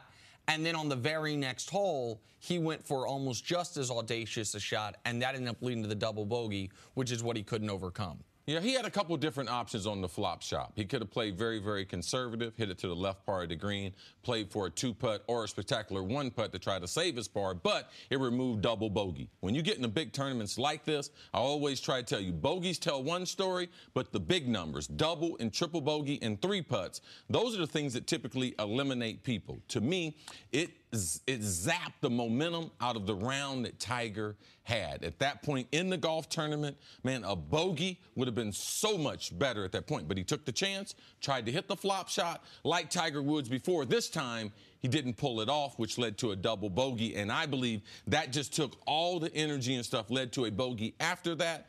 And it was too tough to catch him down the stretch. Real quick, on that flop shot, though, because you and I were talking on the phone. It ended. We're going to second guess it. It led to all those things. How far do you think it was from being a perfect shot? Within a foot. It was within a foot. It was the chance, but it was one of several shots that he could hit. People say, well, that was the riskiest. Tiger has that type of talent. Compared to trying to play conservative, he thought he could pull it off. And in getting to those 14 majors, those were things that he typically could do. If only the golf world was watching Tiger Woods before. It seems like every sports fan is now right back on the Tiger Woods bandwagon, which is nice to see. Coming up, why is Tom Brady so excited for training camp? That's next. This is First Things First. So excited. All right, guys, as someone who never played in the NFL, you guys probably already knew that, I'd imagine for the young guys, reporting to training camp has that new car smell to it, exciting and fresh and full of potential. For the veterans, maybe not quite as dramatic, unless you're all-everything NFL quarterback Tom Brady. The soon-to-be 41-year-old is reportedly excited for the start of this season. He showed up to camp early. Cece, how important is this training camp for Brady, given he missed OTAs? Not that important. Like, it's not that important. I mean, when you are Tom Brady and you're in the same system, you're going to the same place, if he was playing in a different environment, different team, he had been traded somewhere else, it would be important. Okay. But no, he's very familiar with everything that they have in the offense. He's very familiar with the personnel that they have, absent of their left tackle. And training camp in the NFL is not what it used to be. It's not the dog days of August. Like, no, training camp is so easy now. You can't have too many padded practices. You're not going to be practicing twice in one day with helmets and shoulder pads on. The lack of contact. And there's so many teams now that don't go away to some college campus. They do it at their facility. So it's so much like the regular season that it's not that important. Training camp, it's important to building a football team, but it's not that important for Tom Brady, given that he is so familiar with the surroundings and the way the game has changed over the last 5 years. I understand why it wouldn't be that important, but I also understand why he would be excited. There's a lot of things different about this year's training camp than last year's. First, this is probably the first time in a while he maybe misses football a little bit because, aside from the mandatory mini camp, he has been removed from it. Secondarily, like anyone that's married with kids can tell you this, you always want more time with your wife and kids. And then you have a few months with the wife and kids, and it's nice to get back to work. Sorry, honey, I gotta be early day at the office today. Real. And so, like, I think that's a real thing. Giselle, I gotta be there a day early. Well, why? I mean, Jimmy Garoppolo, he's gonna take your spot? Oh, no, he's not there anymore. No, but I understand. No. Coach called. He said I need to be there a day. I need to be there early. Yesterday. Yeah. And so I think that is a real thing. And you mentioned Jimmy Garoppolo. I also think for Brady, this training camp is different from, I don't know if it's enjoyability or what the exact word I'd put on it, but guys like Tom Brady don't become Tom Brady without creating obstacles, at least in their mind, even if they're not real. And last year, I'm sure he went into training camp thinking, man, My coach wants to get rid of me.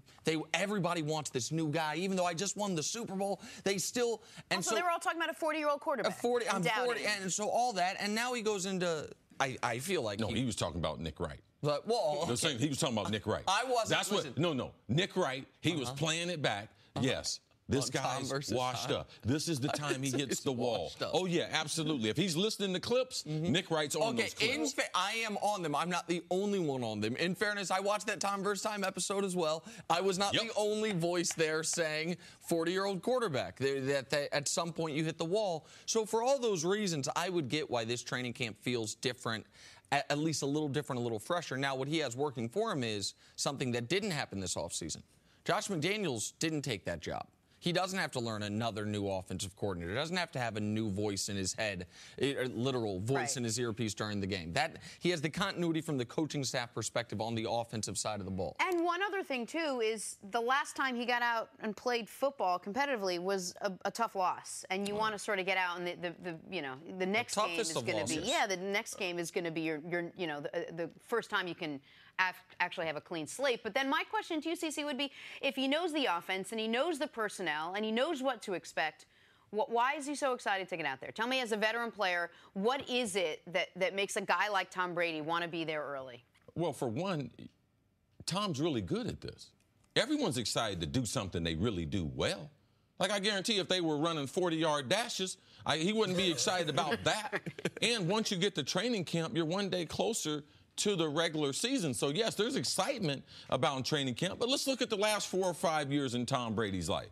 You guys think that this year is something different because he did time with Tom versus time, or because he lost Super Bowl? No, he's lost 3 Super Bowls. All right? So in the last several years, this is just another version that Tom's got to get ready for. You guys remember when he was suspended? I think he was pretty motivated to come back that year, right? And the year before that, they had lost the Super Bowl, right? The year before, they had lost the Super Bowl in 2011. So they hadn't lost the Super Bowl the year before he was suspended. Okay, so even before he was suspended, he was trying to get back to where he'd been because they hadn't been there in a long time. And he was in that debate, who's more important, Tom or Belichick? And then once he gets the suspension, he comes back, fights that. He wins the Super Bowl. Right? Yep. And so he's motivated that next season to come back because he's defending Super Bowl champion, and that was number 5, which then people said, okay, now he is the GOAT. So every season Tom Brady laces it up, he's going to be motivated because there is something at hand. History is at hand every time he takes the field now. Let me ask you one continuity personnel standpoint. I'm not there. I have no level of concern about Brady's play given the turnover at wide receiver because that is something he is very used to. Even Noah Edelman for the first month. And Brandon Cook's gone. He's used to turnover at wide receiver. He's not used to turnover at his left tackle. Does having a new left tackle change? Is there any adjustment for the quarterback? Obviously, it's not going to be adjustments. Now, they might become more of a left-handed team. Left-handed team, what is that? Well, typically the ball is marked from a percentage standpoint on the left hash mark, more so than on the right hash mark. So most coaches are right-handed coaches, so they call more right formations to put the tight end to the field. Now, because they have inexperience, they don't have the quality left tackle that they used to have in Nate Solder. They might move the tight end on the other side. Now, it doesn't change the quarterback because Tom has had other weak spots on his offensive line, center, left guard, and right tackle along the way. So they made adjustments to that lack of personnel being in that spot, and they'll do the same thing that they'll do at the left tackle spot until they get some assurances that they can do their typical passing game and not have a tight end help that left tackle. All right, we got to take a break here. Coming up on the other side, how will Steph Curry impact LeBron's legacy? That's next on First Things First. On Saturday, former champions highlight UFC Fight Night on Fox. Saturday at 6 Eastern on Fox, or stream it live on the Fox Sports app. Time now for us to go viral. With LeBron James leaving Cleveland for the second time in his career, some could say Cavs fans are not taking his departure well. Here's example number 876. A local Cleveland DMV taped a picture of LeBron in a Lakers jersey on their camera to ensure no one smiles for their photo. Oh, that's smart, actually. I don't think that's the Cavs fans being bitter or anything. I think that's a funny little way to make sure people don't. Why? By the way, sidebar. Why can you not smile for your driver's or license passport pictures? They don't let Why? you. I don't understand. They don't want to I don't see know that. teeth. All mine, I'm smiling. I look better smiling. Yeah, that's okay. Like I'm a better looking guy smiling. Not that you might think I look good either way, but I'm just telling you. I understand. Better looking smiling, but I didn't know that was policy. You're not supposed to smile. So license, I think you can smile. Passport, you absolutely cannot. What do they do? They make you retake it? Passport? They won't let you leave the country? They won't let you see your teeth. That's what they told me at CVS. At CVS? Yeah, I went to CVS to get it done. They're like, we can't see your teeth. Shout out to our friends at CVS. That's good. Moving right along. Time for some stories to start your morning. Just going to keep contributing. The Baltimore Ravens started training camp last week, and apparently the Ravens are practicing plays where multiple quarterbacks touch the ball. Keep in mind, the Ravens have Joe Flacco and drafted Lamar Jackson, multiple quarterbacks. Cece, could they have any success with these types of plays in an actual game? Well, I'm going to tell you something. You're going to really trick the defense by throwing the ball to Joe Flacco. That's what I was going to say. I'm just... Man, remember in the Super Bowl when Brady split out and he bobbles the ball? Whatever you saw from Brady athletically, that's Joe Flacco on fast forward. Like remember the Mark Sanchez play famously where Sanchez splits out? This is the problem when you have two quarterbacks on the field, all right? If you put one quarterback at wide receiver, the defensive back should go after the quarterback, all right? But now, the quarterback, if you go after him, you know what the quarterback's going to do? He's going to deem himself defenseless and say, I'm not involved in the play. That's what started happening when they started moving guys outside. You start going after him, and Flacco's going to be like, listen, y'all need to put Lamar out there. Right, and if you I'm not built for this. Right, if you deem yourself defenseless, that's a good way to not get hit, but it also means you're playing that play 10 on 11. You're not a decoy if you deem yourself defenseless. The only way this happens is Lamar being split What I'm guaranteeing you is the Hall of Fame is not going to take this footage and put it there. All right? Y'all need to put Lamar out there. Moving on to the Colts. Colts general manager Chris Ballard says that Andrew Luck is good to go for training camp. Boy, we haven't heard that in a few seasons. He'll have no limitations when the Colts kick off camp on Thursday. Chris, how important will training camp be for Andrew Luck? Oh, now, this is a tremendous training camp for him. But it's also, we have to realize, him being cleared to start training camp. We have a lot of players that start on the PUP, physically unable to perform list, which typically they could be on there from 1 week up to 6 weeks. Typically, they come off during the training camp phase. But for him to start off and being no restriction besides the number of throws that he's going to have, that's great news for him. This is a big training camp for him to get his career back on track. This was one of the very important benchmark checkpoints for Andrew Luck. If he started out on the PUP list, even if he was only on there for a few days, it would mean everything they told us about, oh, we're right on schedule, it's right where, that was not true or that they had a setback. So this is unlike Brady, where we talked about how important the training camp probably wasn't. This is a vitally important training camp for Andrew Luck, that he does shortly remove that restriction on throwing and be a full go. Yeah, he needs a regulation football in his hand. All those videos right there, he didn't always have a regulation-size NFL ball in his hand. All right, to the NBA now. Good news for the 76ers. According to reports, Markelle Fultz's jumper is rebuilt, and he's, quote, vastly improved as a player. Nick, how big of a factor would an improved Fultz be for the 76ers team? Listen, it would be like a marquee free agent acquisition. If he's the guy that was the consensus #1 overall pick in a stacked draft, that is, we talked last week, how is Philly going to get better other than Embiid and Simmons getting better? Well, he did nothing for them all last year. So if this is accurate, and it's our friend Jordan Schultz reporting it, then that is a major acquisition for them. Yeah, it's good news to kind of hear. Jordan, good insight.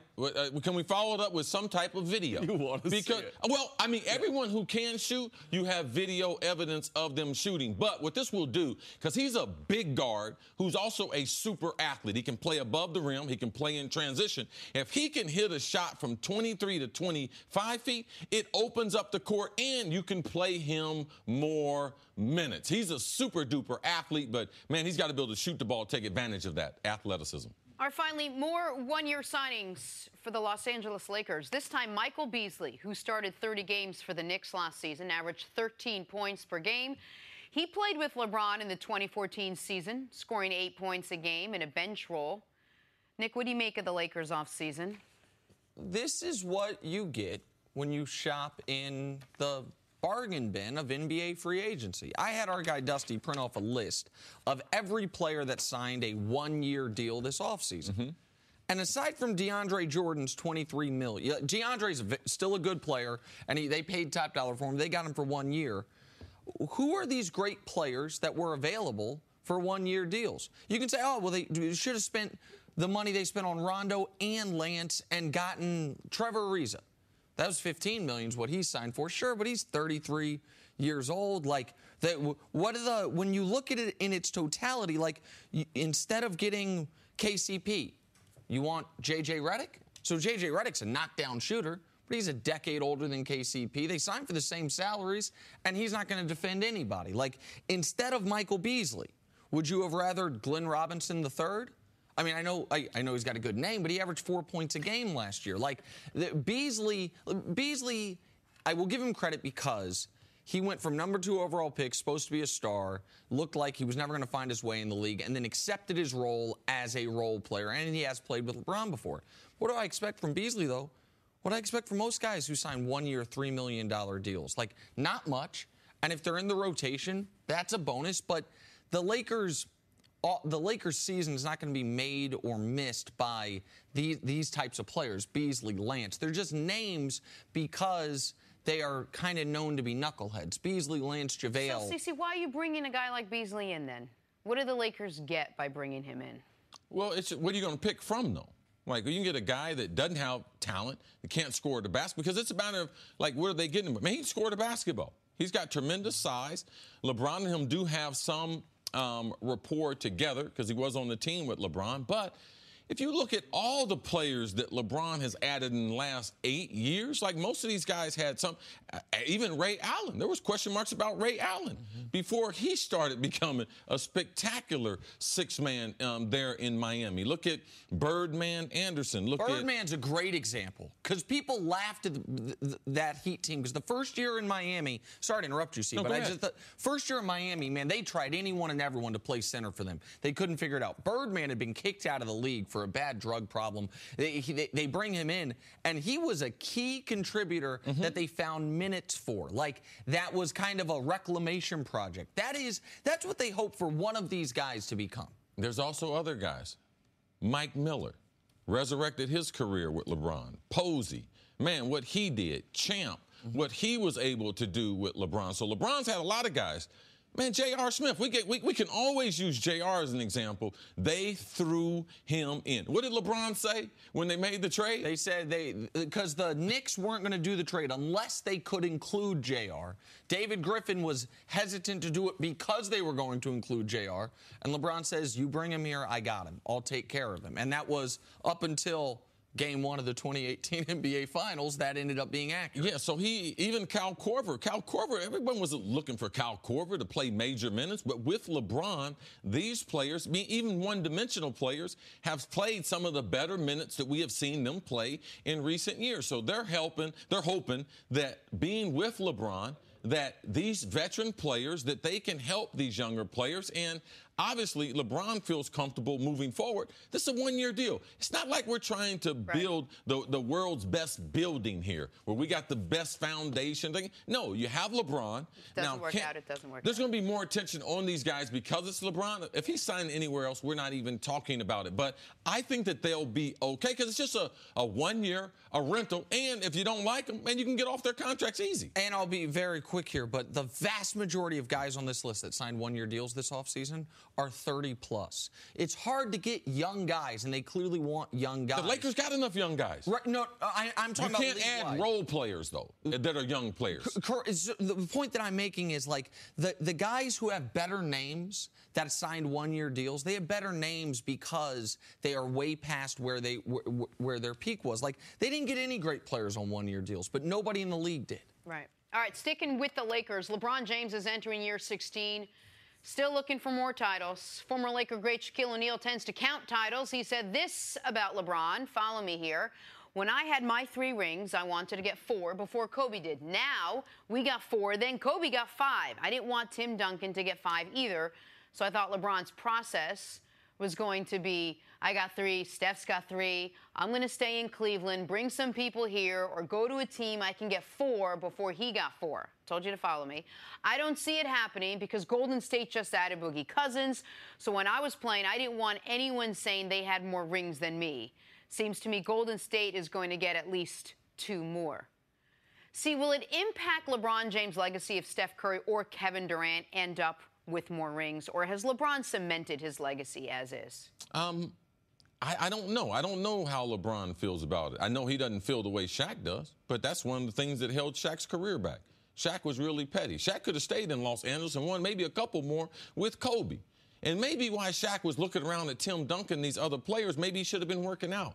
Maybe keeping his weight down, because maybe that's what prevented him from winning more titles compared to just sitting there and saying, I don't want Tim Duncan. Why are you hating on Timmy?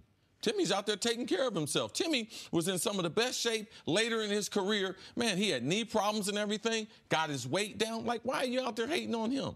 Kobe earned those. After losing one, being humiliated, he ended up getting 2 more without Shaq. Now, Kobe and Shaq had a personal battle. LeBron, I don't think LeBron's going to make it personal with these other guys. He has no control over it. I think his legacy, he made the best move for his legacy and also long term. People forget how many teams Shaq played for. Shaq was still looking for another ring even there at the end. Teaming up with LeBron. Yeah. So I don't think LeBron's overall psyche is the same. Even though they're both great players, we don't think alike. We don't go about things the same way. And LeBron's career hadn't been like Shaq's career was. And the other thing is this. Shaq, when he says, I was worried about Kobe, I was worried about Duncan, whether petty or not, those are guys that were legitimately in the discussion for who's the best player of their generation. Is it Kobe? Is it Shaq? Is it Duncan? Like, I personally believe it was Duncan. Some people believe it was Shaq. Some believe it was Kobe. Like, that's a real debate. And so Shaq is, I understand to a degree why Shaq would be, all right, we're going to count MVPs in this category. We're going to count titles. We're going to, all these types of things.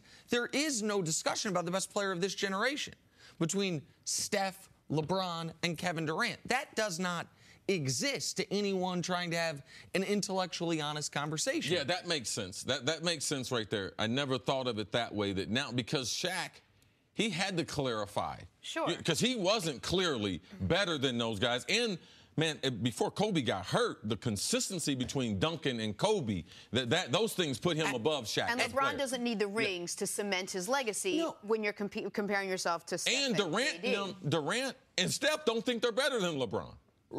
Correct. I think Durant thinks he one day will be the best player in the league, but that day is not here yet. Right. He didn't have the mindset that those 3 had in Duncan, Kobe, and Shaq. Right. That was a real, like, Duncan is so quiet, you don't know. But, like, I'm sure Duncan felt like, and he was correct, by the way, there was a long time he was the best player in the league. Yes. And one thing Duncan has going for him, and this is why I think he's the 6th greatest player ever, and I will always stand for Tim Duncan.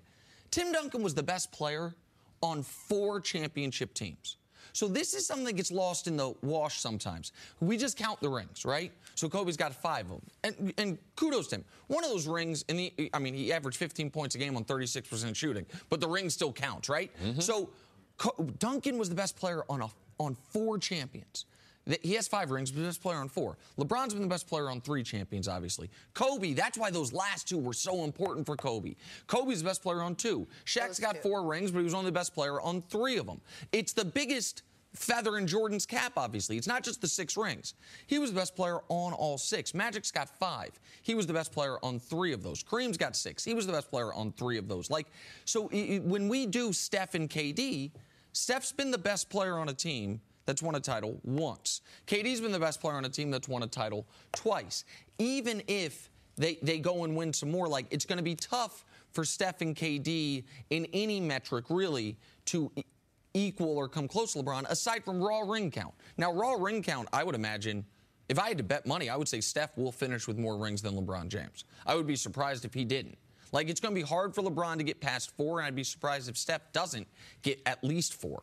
So you follow me? But that's not how I evaluate all-time players. But that's why when you do evaluate all-time players, it gets a little blurry because rings obviously factor in, but it can't factor in with a guy like LeBron, who's so clearly the player of his generation right now. So you can't have the same LeBron-Jordan conversation as far as rings go with LeBron and then Steph KD at the same time. He's already cemented his legacy. Yeah, I mean, it's no doubt. It's really hard to have these conversations, and you have to try to figure out some type of angle. If it's not rings, is he the best player? How many MVPs? But that's why I tried to, and someone pointed out on my Twitter, like, you should talk about your favorite player compared to the best player. Because if you like a player, it's going to be hard in your argument or your conversation to be able to really understand other people's point. Michael Jordan and what he did is second to none. Winning 3, then winning 3 more, and all those times being the best player on the court, that to me is the unapproachable. Now, longevity, LeBron, all that, yeah, he has all that going in his favor, but 6 times MJ was the best in the finals, and they won. And that right there is the stat that kills all the arguments. So the other thing that I think is interesting with what Shaq's talking about in regards to LeBron's decision, because he says go to Cleveland or go somewhere you could win right now. That's probably Philly or Houston. You got to keep in mind for LeBron the last 2 years. In the last 2 NBA finals, LeBron has averaged 34, 10, and 10. And he's won a single game. Not a ring, a single game in those NBA finals. I think part of LeBron's math this summer was, to a degree, man, I can be at this level. I can play my A-plus game in the biggest spots. It doesn't always end up with a ring. So that's where we discuss why his family, why the lifestyle, why all of that had a bigger role in this decision than other ones before. Because whether or not you win a championship, we saw it these last 2 years, is not up to the individual player, right, no matter how well he plays. You know what, guys? If you sign a 5-year extension and with 3 years left on a deal, you want a new deal, you would have to assume your bosses might not be on board. That's where we are with Julio Jones and the Atlanta Falcons. Julio says he won't show up to training camp without a new deal. When he signed his original deal, it was one of the highest receiver deals in the league. He's now paid the 9th most of all receivers. However, Falcons owner Arthur Blank said, quote, he's going to be a Falcon for life. What a quandary we're in. CC, how critical is Julio to the Falcons' success?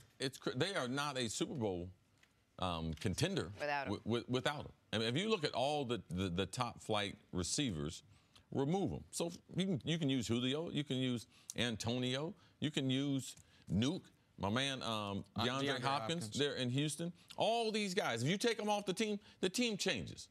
You know, so it's not like a running back. Running back get hurt, man, we can put 3 or 4 guys back there. We can go 2 tight ends. We can move 4 or 5 wide receivers out. We can typically generate that productivity a different type of way. A guy like Julio, no, because it's not just the productivity, it's how they tilt the field. Nick had some nice video of Darrelle Revis, some shots of him. You cannot play that type of defense against a guy like Julio Jones because they take advantage of all those holes in the defense. So not only does it affect the defense, it's going to affect the other wide receivers. Mohamed Sanu, he is not a number 1. So when you miss Julio, you miss a huge chunk of that offense, and it will affect their quarterback. Matty Ice is not as good a quarterback as he is when Julio Jones on the field. They have great rapport, great chemistry, and we have seen great results. And Matt Ryan, aside from his 1 MVP season, and I'm not discounting that, he went out and did that, but we saw Cam Newton had the 1 MVP season that was an outlier year for his career. Matt Ryan's been a good but not great quarterback every year of his career except for the MVP year. And last year he reverted right back to what he was before, which was good, a fringe Pro Bowl level quarterback, but not a great quarterback. And he's been doing it with the most physically gifted wide receiver in football and arguably the best wide receiver in football. You want Antonio Brown or Odell over him, fine. But, like, Julio is at the near, if not at the top of the list. Yes, Antonio's the best receiver. The reason why, because he has variance of what he can do. You can't guard him in the slot. He can play out wide. You can run him on a reverse. And he scores more touchdowns. Than Julio by a big margin. The only hole in Julio's statistical resume is the touchdowns. And I know that sounds like a big... No, that's not his fault. That's more of an offensive design. Right. Last year he had, we talked about it throughout the season, how rarely they were targeting him in the red zone. But his yards per catch, I mean, he's at nearly 16 for his career. Last year, the last 2 years, he's been near 17.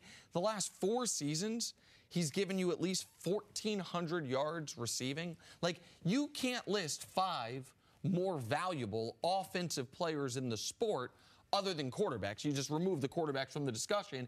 Him, Todd Gurley, who we discussed earlier, AB, like Zeke. It's a short list. And so if he is really considering not showing up, then the Falcons are in a quandary. Now, would it surprise me if he is actually willing to take this to the regular season?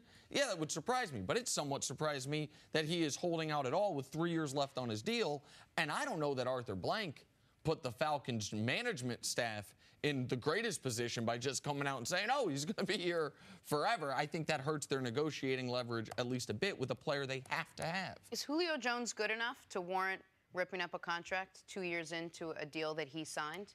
I guess I would imagine, we talked about Darrelle Revis a couple weeks ago, there are certain players that are just that good, that are such force multipliers, that without them on the field, your entire team will suffer. Is Julio Jones one of those players? He's a special player. He didn't sign a good contract for himself long term, all right? It was a little bit too long, and he couldn't predict what the market was going to be. So now he's in the back end of that movement. That's why he's got 8 guys ahead of him as far as making money. But he's the type of player, because it's just not how good is he. It's how much they've invested in him. What type of market are they in? They are in the second year of a immaculate new stadium.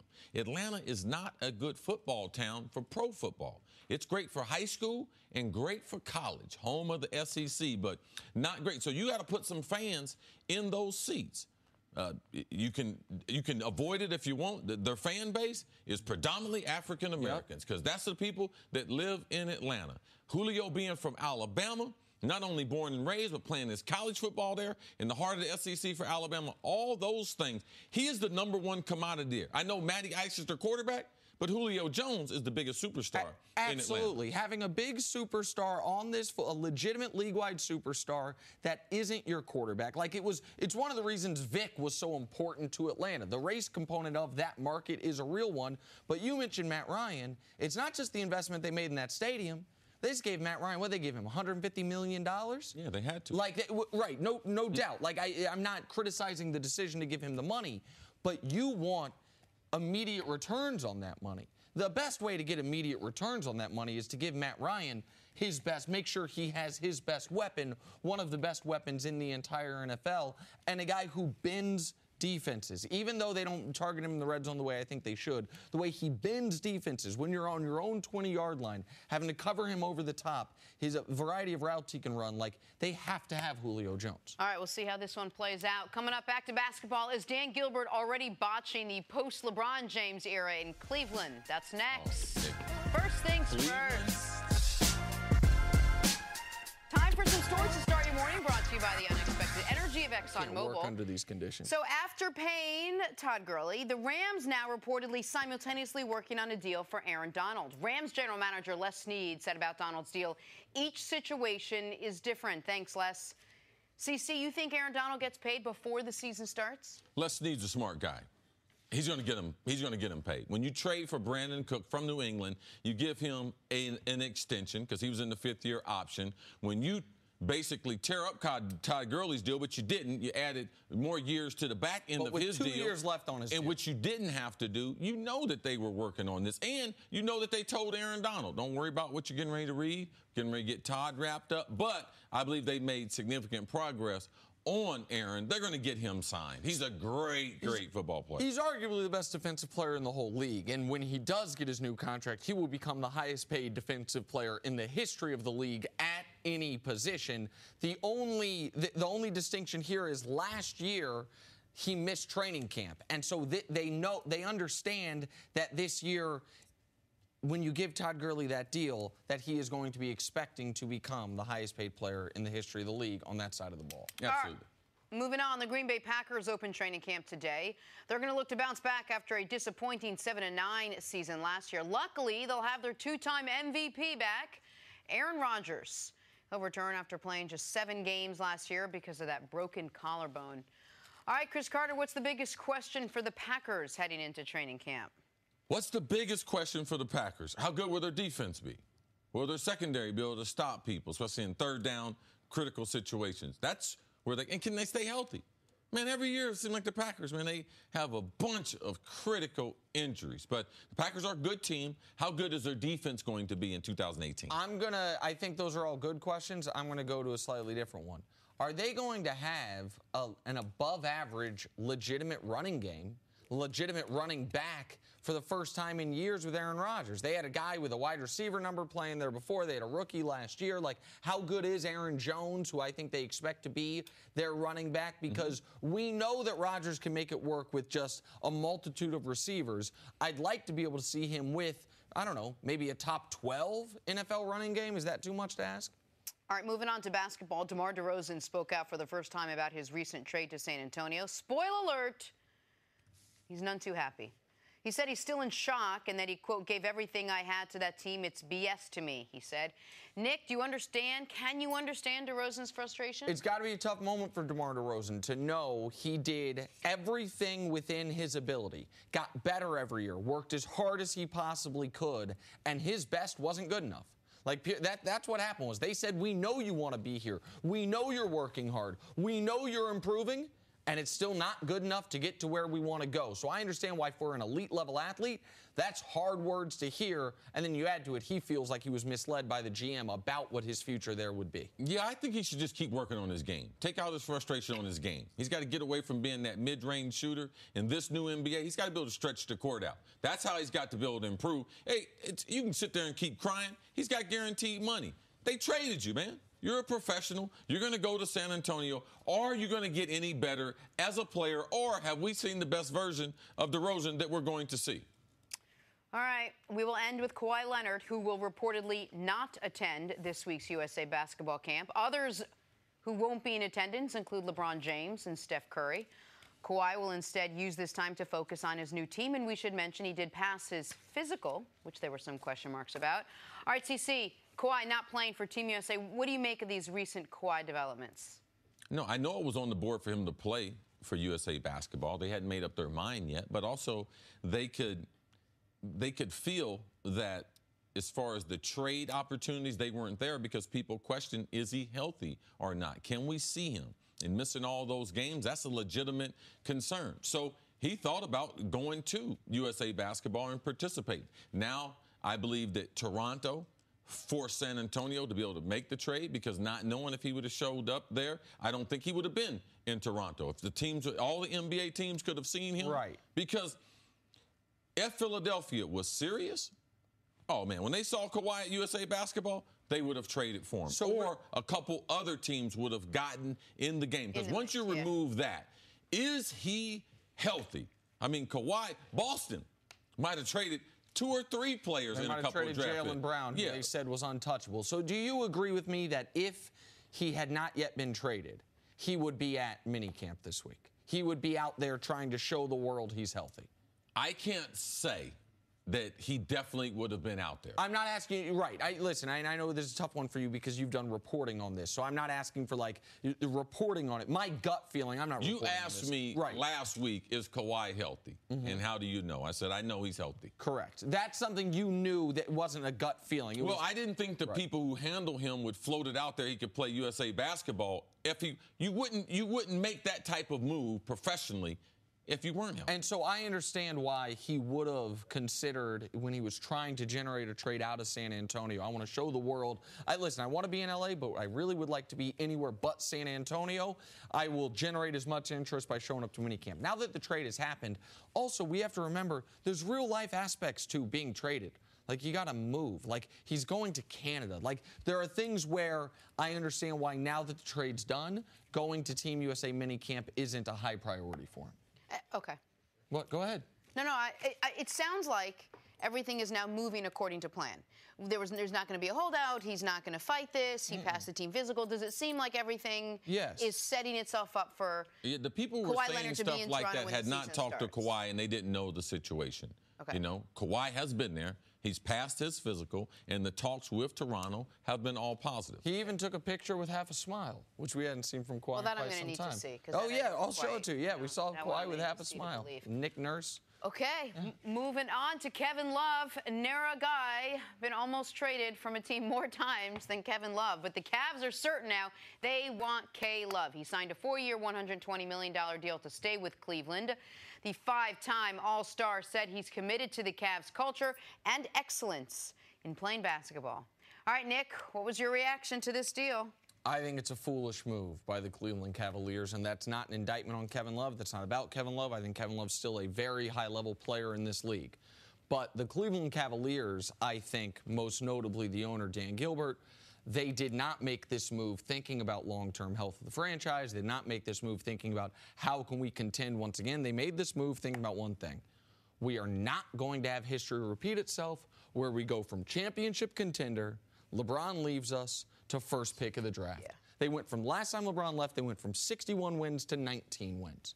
And their best move, by the way, is to go through that type of process. That's what helped them get Kyrie. That's what helped them get the asset they traded for Kevin Love, bottoming out.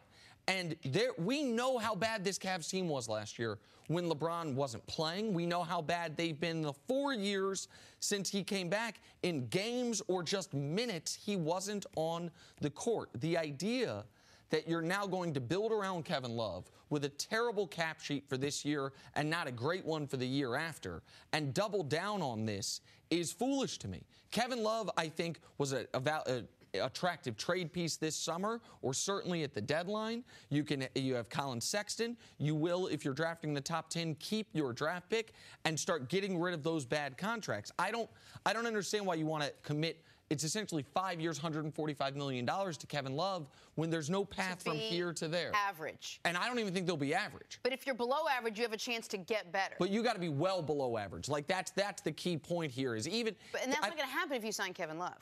No, I think they'll still be bad. I just don't think they'll be tanking. I don't think they'll be as bad as they would want to be. Well, ultimately, still he's an asset. You would have still had to sign him even before a sign and trade. Like ultimately, even if you're in the lottery, you still have Kevin Love there. You're not going to let him walk as a free agent. Just so we understand. But he had a year left on his deal. Yeah, I understand that. But I think there's something that she said is that, just let Kevin Love play. He's going to be an asset. So ultimately you want to trade. I'm happy for Kevin Love. Because, Kevin Love is now. He's right back where he was in Minnesota. Good player on a bad team. All right? He's going to put up good numbers. Kevin Love's not a great player. So I'm happy for him. Does he deserve $30 million? I'm not going to get into that. I mean, if you look at some of the other players, the type of money they're making, has he earned it based on his scoring and everything? Yeah, he's earned it. But they're not going to be a good basketball team. And we're not going to be covering the Cleveland Cavaliers. We're not going to be talking about Dan Gilbert. So it's going to be one of the few times. So just like you saw that construction site behind them, building that stadium, the renovation that they're doing, they couldn't even, rent out another room and everything. This is not a well-run franchise. No. And listen, a lot of the commentary, I think, surrounding Kevin Love when this news broke yesterday came from a place, a lot of the people that cover this league like Kevin Love, and they're happy for Kevin Love, so they're trying to explain this move in nicer terms than I think I am, which is they've said, okay, they signed him to this because now he's more tradable. I do not agree with that. Right. I do not agree that Kevin Love, with a 4-year, $120 million extension that has not kicked in, all of a sudden is a super attractive trade piece. And I don't know that I fully agree with you. I think that if you don't move him at the deadline, having him walk and you get nothing in return would have been on the table. The other thing that people have to understand about the Cavs, they lose their first-round pick if it's not in the top 10 over these next 2 years. If it is in the top 10, they never give a first-round pick to Atlanta. They need to go full blow-it-up rebuild. Moving Kevin Love during the season was one part of that. Not re-signing JR or Tristan, those guys, of course, was another part of that. Building around Colin Sexton, what should be an upcoming top 5 pick, this is not part of it. But they do have a renovated arena. They are trying to sell seats. And Dan Gilbert does not want LeBron James to have, once again, the last laugh. And so Kevin Love's a beneficiary of it. Being from Ohio, in my lifetime, there's 3 times I've been fans of the Cavs. One time when they got the heart ripped out with Michael Jordan and Craig Elo, because my man Ron Harper played for the Cavs. 2 times LeBron's played there. Now LeBron's gone. I'm gone. All right? That's how much I care. You're an NBA free agent, fan free agent. Bye-bye. Kids' summer camps wind down. NFL training camps, they are just gearing right up. For the Colts, this one's a big one. They reported yesterday with all eyes on quarterback Andrew Luck. New head coach Frank Reich said Luck will play in the Colts preseason opener at Seattle on August 9th. Circle the calendars. That will be the first time in a long time. Luck hasn't thrown a pass in a game since January 1st, 2017. Boy, Colts could sure use him after a 4-12 disappointing season last year. Chris Carter, how hard will it be for Luck to return to form? Oh, it's very, very difficult. Playing football, and we've seen in the last few years with the NFL and the new changes with the collective bargaining agreement, we have seen the efficiency that teams are able to operate or the lack of efficiency, especially early in the season. We would consider the first 4 games, the first month of the season, almost an extended preseason. The quality of football is not as good. Football is only a game that you get better playing. Now, you're talking about a guy that had his shoulder misdiagnosed or mismanaged and then operated on, almost a year's rehab. Yes, we know how difficult this game is. We can't just think that Andrew Luck, with all his talent, that he's going to, just go right from when he was at the prime of his career. No, it's going to take some time. And besides that, new head coach, new offensive coordinator, new system, and besides one receiver, T.Y. Hilton, there ain't nothing. Ain't nobody going to be open. They say T.Y. is always open. No. They don't have receivers. Now, they're really dependent on the free agent, Eric Ebron. He's a high draft pick from Detroit. They gave up onto him, didn't sign him to his 5th-year option. So he is a talent. So if he doesn't emerge with a 80-catch season, I don't see how Andrew Luck, with this depleted wide receiving core. Now, I expect his shoulder to get back close to healthy, but the wide receiving core and the lack of weapons, lack of a running game, which he's always struggled with there in Indy, how does he do it, and how slow is that process? Before I get to my expectations, I want to say this. This is great news for football fans, that Andrew Luck's rehab actually this time has gone according to schedule. We on this show, we tried to be very careful when it seemed like people were freaking out that he wasn't throwing the regulation football yet. We said, listen, they have laid out what they think the schedule should be. Mm-hmm. He keeps hitting the check marks. Because he skipped steps the first time around, and that's what got him into this position. It seems to have certainly led to at least part of it, 100%, Jenna. And so this is the latest and the most critical benchmark that he's going to be able to play in the first preseason game, that he is now a full go at training camp. So because football is better the higher number of high-level players there are, particularly at this position. Mm-hmm. And this guy was supposed to be, when he came into the league, at some point, the highest-level player at this position in the league. Like, yes. That's what his draft profile was, and that's what he was tracking towards. And I also want to say that the Andrew Luck story has colored the way I do my job a little bit, because it has taught me in real time, sometimes when there seems to be something off with a guy, it's not always because, oh, he's just not as good as everyone thought. It's because he's playing through something. Because Andrew Luck didn't want to say I'm hurt, didn't want to talk about the injury. But in 2015, he wasn't himself. Mm-hmm. In 2016, he was good, but not like what you'd think prime of your career, elite level quarterback would be. But he was playing through something there as well.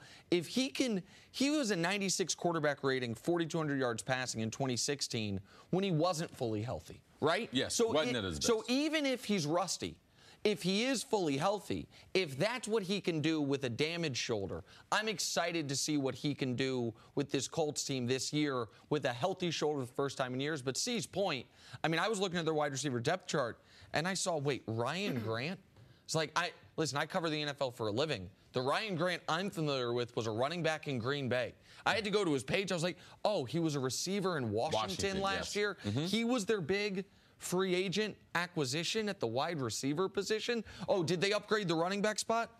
No, it's still, I mean, they took a 4th-round running back, Nyheim Hines, and then Marlon Mack. He doesn't have a lot of weapons. They drafted him that offensive lineman, which is critical. They spent their top 10 pick on Quentin Nelson. But the weaponry, other than T.Y. Hilton, is not there, which has been a theme for his career. Well, I would imagine if they had to choose where they were going to put stock and what they were going to draft, it would be to protect Andrew Luck first and foremost, and then figure out who they're going to throw to. So we use words like rusty, we use words like excited for him to get back, but what are realistic expectations? Like, I know the first 4 games of the preseason, even the first couple games of the regular season, it's going to be a little bit of a slow go to get him back into rhythm. What do you expect from him from this season? Realistically, at the end of the season, he's going to throw for 4,000 yards, around 28 touchdowns. It doesn't matter how many interceptions, but what comes more important is not those numbers. It's the other numbers that we've seen. When he came into the league in 2012, no quarterback has been hit as many times as him or pressured. He went through a stint in 2014 where on drop-back attempt passes, no one was pressured more than him. So we're talking about a great quarterback. We're talking about his weapons and everything. But the book on the Colts, before this new regime took over, when you play them, go after the quarterback.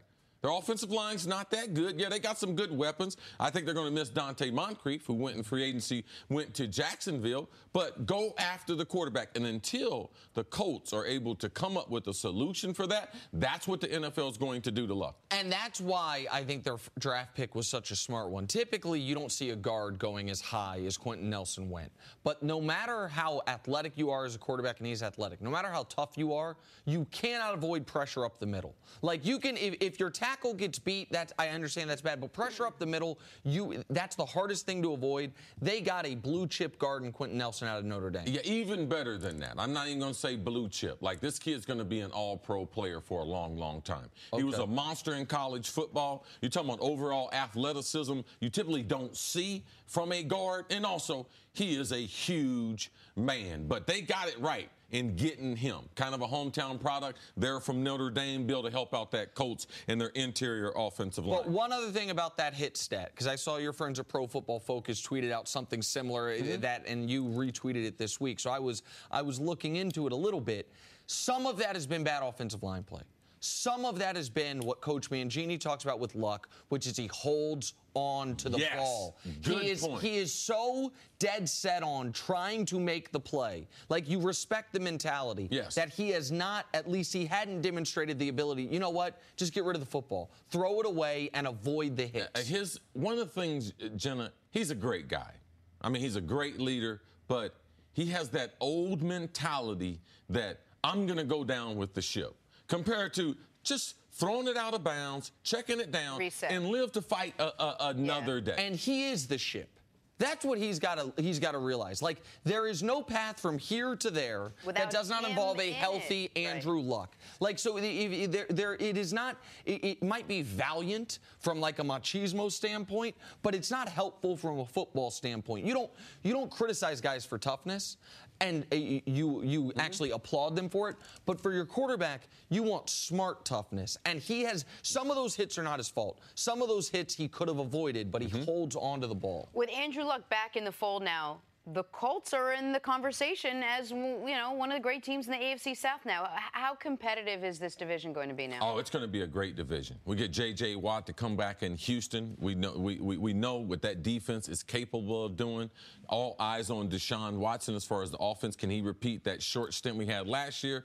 Blake Bortles, man, he's going to keep us on the end of our seat with that team in Jacksonville. They're the most talented. Tennessee Titans, no one's talking about them. They made the playoffs last year. And you got what they call one of the great prospects now being back healthy and Andrew Luck coming back. It's an exciting division. Listen, you have the team in Jacksonville that made the AFC Championship game despite their quarterback, I would argue. And then you have the 3 other teams in the division, all of which I feel will be drastically better at quarterback this year than last year. Mariota actually regressed a little bit last year. It was surprising. Jameis Winston continued on the ascent, on the field at least, but Mariota regressed. The Colts obviously didn't have Luck. The Texans only had Watson for a half dozen games. Like, that division, everyone got better except for maybe Jacksonville, at least at the quarterback spot. And something you'll appreciate, Jenna, 2 rookie coaches going into the first year of Vrabel and my man in Indianapolis, Frank Wright. So you're going into your second year. They're rookies, though.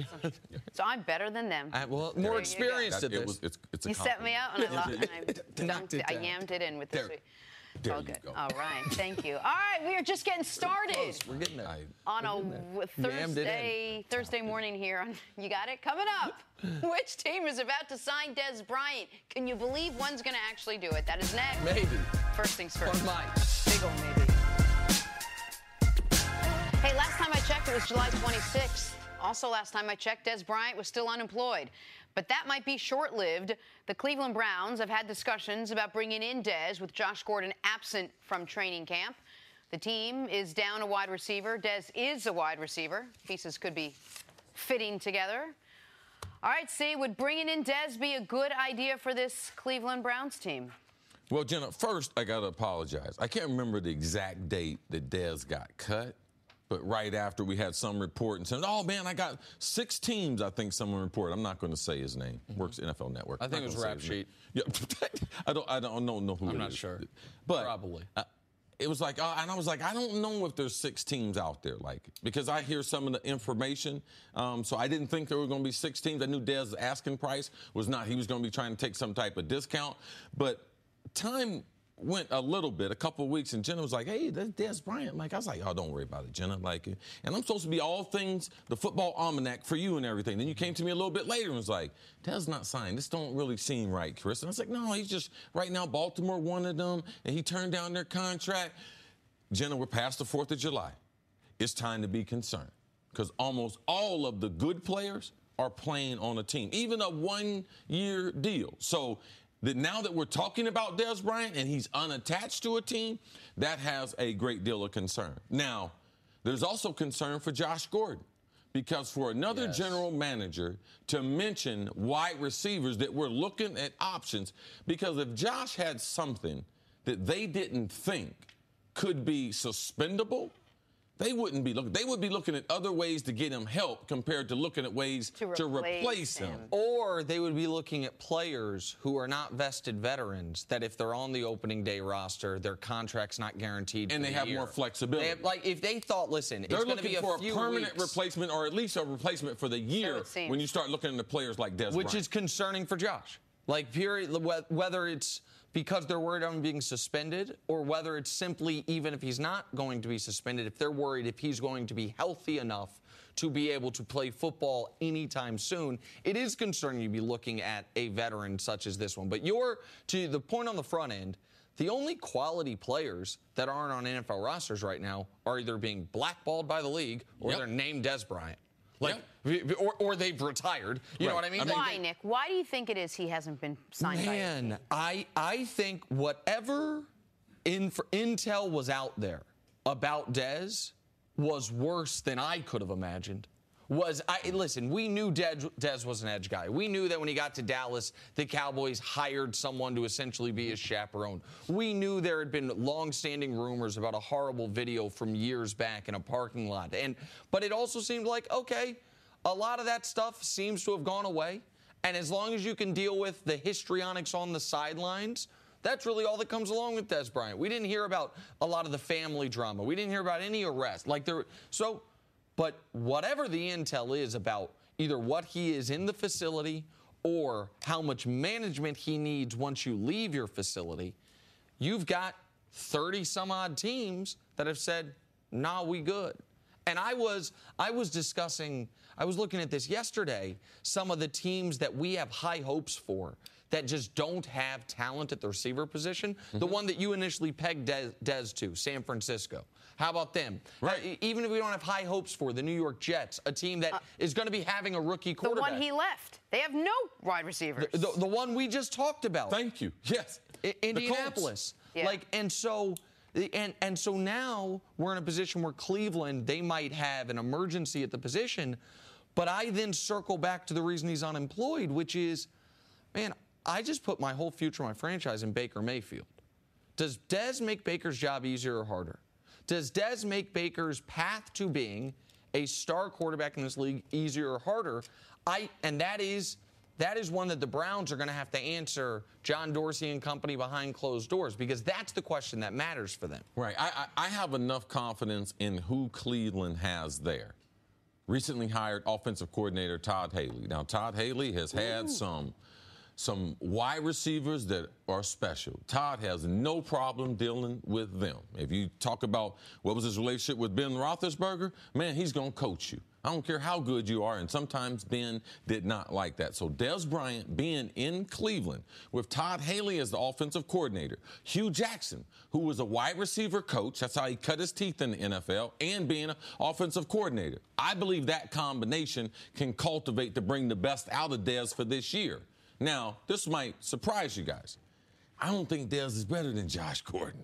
No.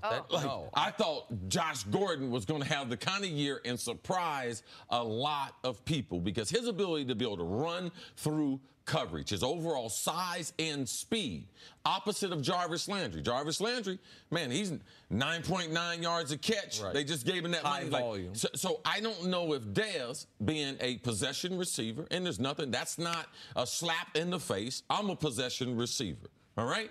That's what I never took that as people were trying to slight my ability. But having two possession receivers, it's not the best for an offense, but an offensive coordinator has got to be really, really creative when you don't have guys that can really force the defense to back off. You mentioned Todd Haley. So I know Todd. I have a relationship with Todd back from when we were both in Kansas City together. And you're right. There are some great wide receivers that love Todd Haley. Larry Fitzgerald, give him a. I mean, maybe I'm overstating when I say love it, but Larry Fitzgerald has Larry's very, very fond of how Todd coached him and feels like he got the most out of him. Yes. But Larry also bought in. And it was hard for Larry to buy in initially, from what I understand. I know Dwayne Bowe did not like Todd Haley. I know it got so bad that Dwayne Bowe's agent had to call the GM about how Todd Haley was talking to him. And I say that to say this, man, when's the last time Dez Bryant was coached hard? We just heard that he wasn't taught the route tree. When's the last time a coach actually felt emboldened to actually get in Dez Bryant's grill? That's one that if he were to go to Cleveland, he better be ready for. And one good example was Keyshawn Johnson when he played with the Jets. Todd Haley coached him, rode him really, really hard, and doing television and working with Key, man, we'd have a question. He called Todd. He had Todd on speed dial. Be able to call Todd, and they have a great rapport and a great respect. So you have seen there are some wide receivers. Dwayne Bowe didn't gravitate to that hard coaching. Todd comes from old school football. I'm a coach old school, and I believe that it's the best way to coach, and especially coaching us wide receivers, because we tends to have some issues. Yeah, you do. We should mention this hasn't happened yet, but there are talks that Cleveland will go after Dez Bryant. All right, coming up, Kevin Durant keeps making enemies, stirring up controversy, doing his thing. That's next. This is First Things First. Vince Carter is 41 years old, but he's not done with basketball quite yet. He agreed to a one-year, $2.5 million deal to sign with the Hawks. Vinsanity will be playing in his 21st season. Nick, how remarkable has Vince's longevity been? Man, I would wish for everyone to love their job the way Vince Carter loves his. Yes. He's got hundreds of millions of dollars. He's got President Obama on speed dial. He has the ability to do anything he wants. He just wants to keep doing what he's been doing his whole life. God bless him, man. I mean, he's obviously nothing close to the player he was before, but he knows that. And he's fine with that. He just wants to keep hooping. I love this guy. Yeah, Vince will always be special to me. My brother coached Toronto when Vince came into the league. Yeah. So seeing him develop, if you would have thought after seeing Vince how explosive he was, well, this guy's going to play over 20 years. You've been like, no, he's not going to be able to jump like that for 20 years. Man, he's been able to do it. It's a really testament, though, to his heart. His heart is in basketball, and that's why he's playing. It's not the money. Has anyone been in the league longer than Vince Carter? Well, Dirk is going into year 21 as well. Those are the two longest tenured players right now. All right, the Super Bowl champion Philadelphia Eagles kick off camp today, and quarterback Carson Wentz will be there. Wentz, who hasn't played since Week 14 of last season after suffering ACL and LCL tears, will avoid the PUP list. CeCe, how encouraging is this for Wentz and the Eagles? It's very encouraging to the medical staff. I'm sure it's very encouraging to Carson, because now he's the quarterback of this Super Bowl team. But it also lets you know where the rehab is, because let's not forget, they got Nick Foles right there as a proven veteran. If there was any question that he's not ready, they would just start him on the PUP and have Nick start the season, the preseason as the starter. But it lets you know how the knee has progressed through the offseason. And you can start training camp on the PUP list and come off at any time. Absolutely. It's not like that. It's not like starting the regular season on PUP where you miss 6 weeks. So this means he is right on schedule, if not a little bit ahead of schedule, which is obviously outstanding news for Philadelphia. All right, moving on. Christian McCaffrey averaged just over 12 touches a game last season, but head coach Ron Rivera says, 12? I'll see your 12 and raise you. Rivera said, that was a gambling reference. Yep, I got it. Might have been blackjack. Rivera said McCaffrey can hopefully get the ball 25 to 30 times this year. 25 to 30. See, is that a fair expectation for McCaffrey in his sophomore season? No, absolutely not. Like, he's not built for that. No, there's no running back. I was about to say, who is built for yesterday, if the coach would have told us, Sean McVay, I gave Todd Gurley that money, I'm getting ready to have him touch the ball 30 times, would have been like, what? For what reason? I mean, Jason Garrett, hey, Ezekiel Elliott's going to touch it 30. Whoa. For what? Like, why are you going to do that? He's not going to make it through the season healthy. And what's a good number? I would say 20 times. Yeah, 20 touches a game. I would say 14 to 15 carries and 5 or 6 touches out of the backfield. But listen, this is influenced not by the head coach, but by the offense coordinator, Norv Turner. He loves to run the football. I would also say might be influenced a little bit by that draft position, trying to make sure that top 10 pick has the production of a top 10 pick. Yes. Thank you for listening to the First Things First podcast. Remember, leave us a review and tell us what you think. Subscribe to the podcast on Apple Podcasts and catch us on FS1 Monday through Friday, 6:30 a.m. Eastern. For Chris Carter and Nick Wright, I'm Jenna Wolf. So long, everybody.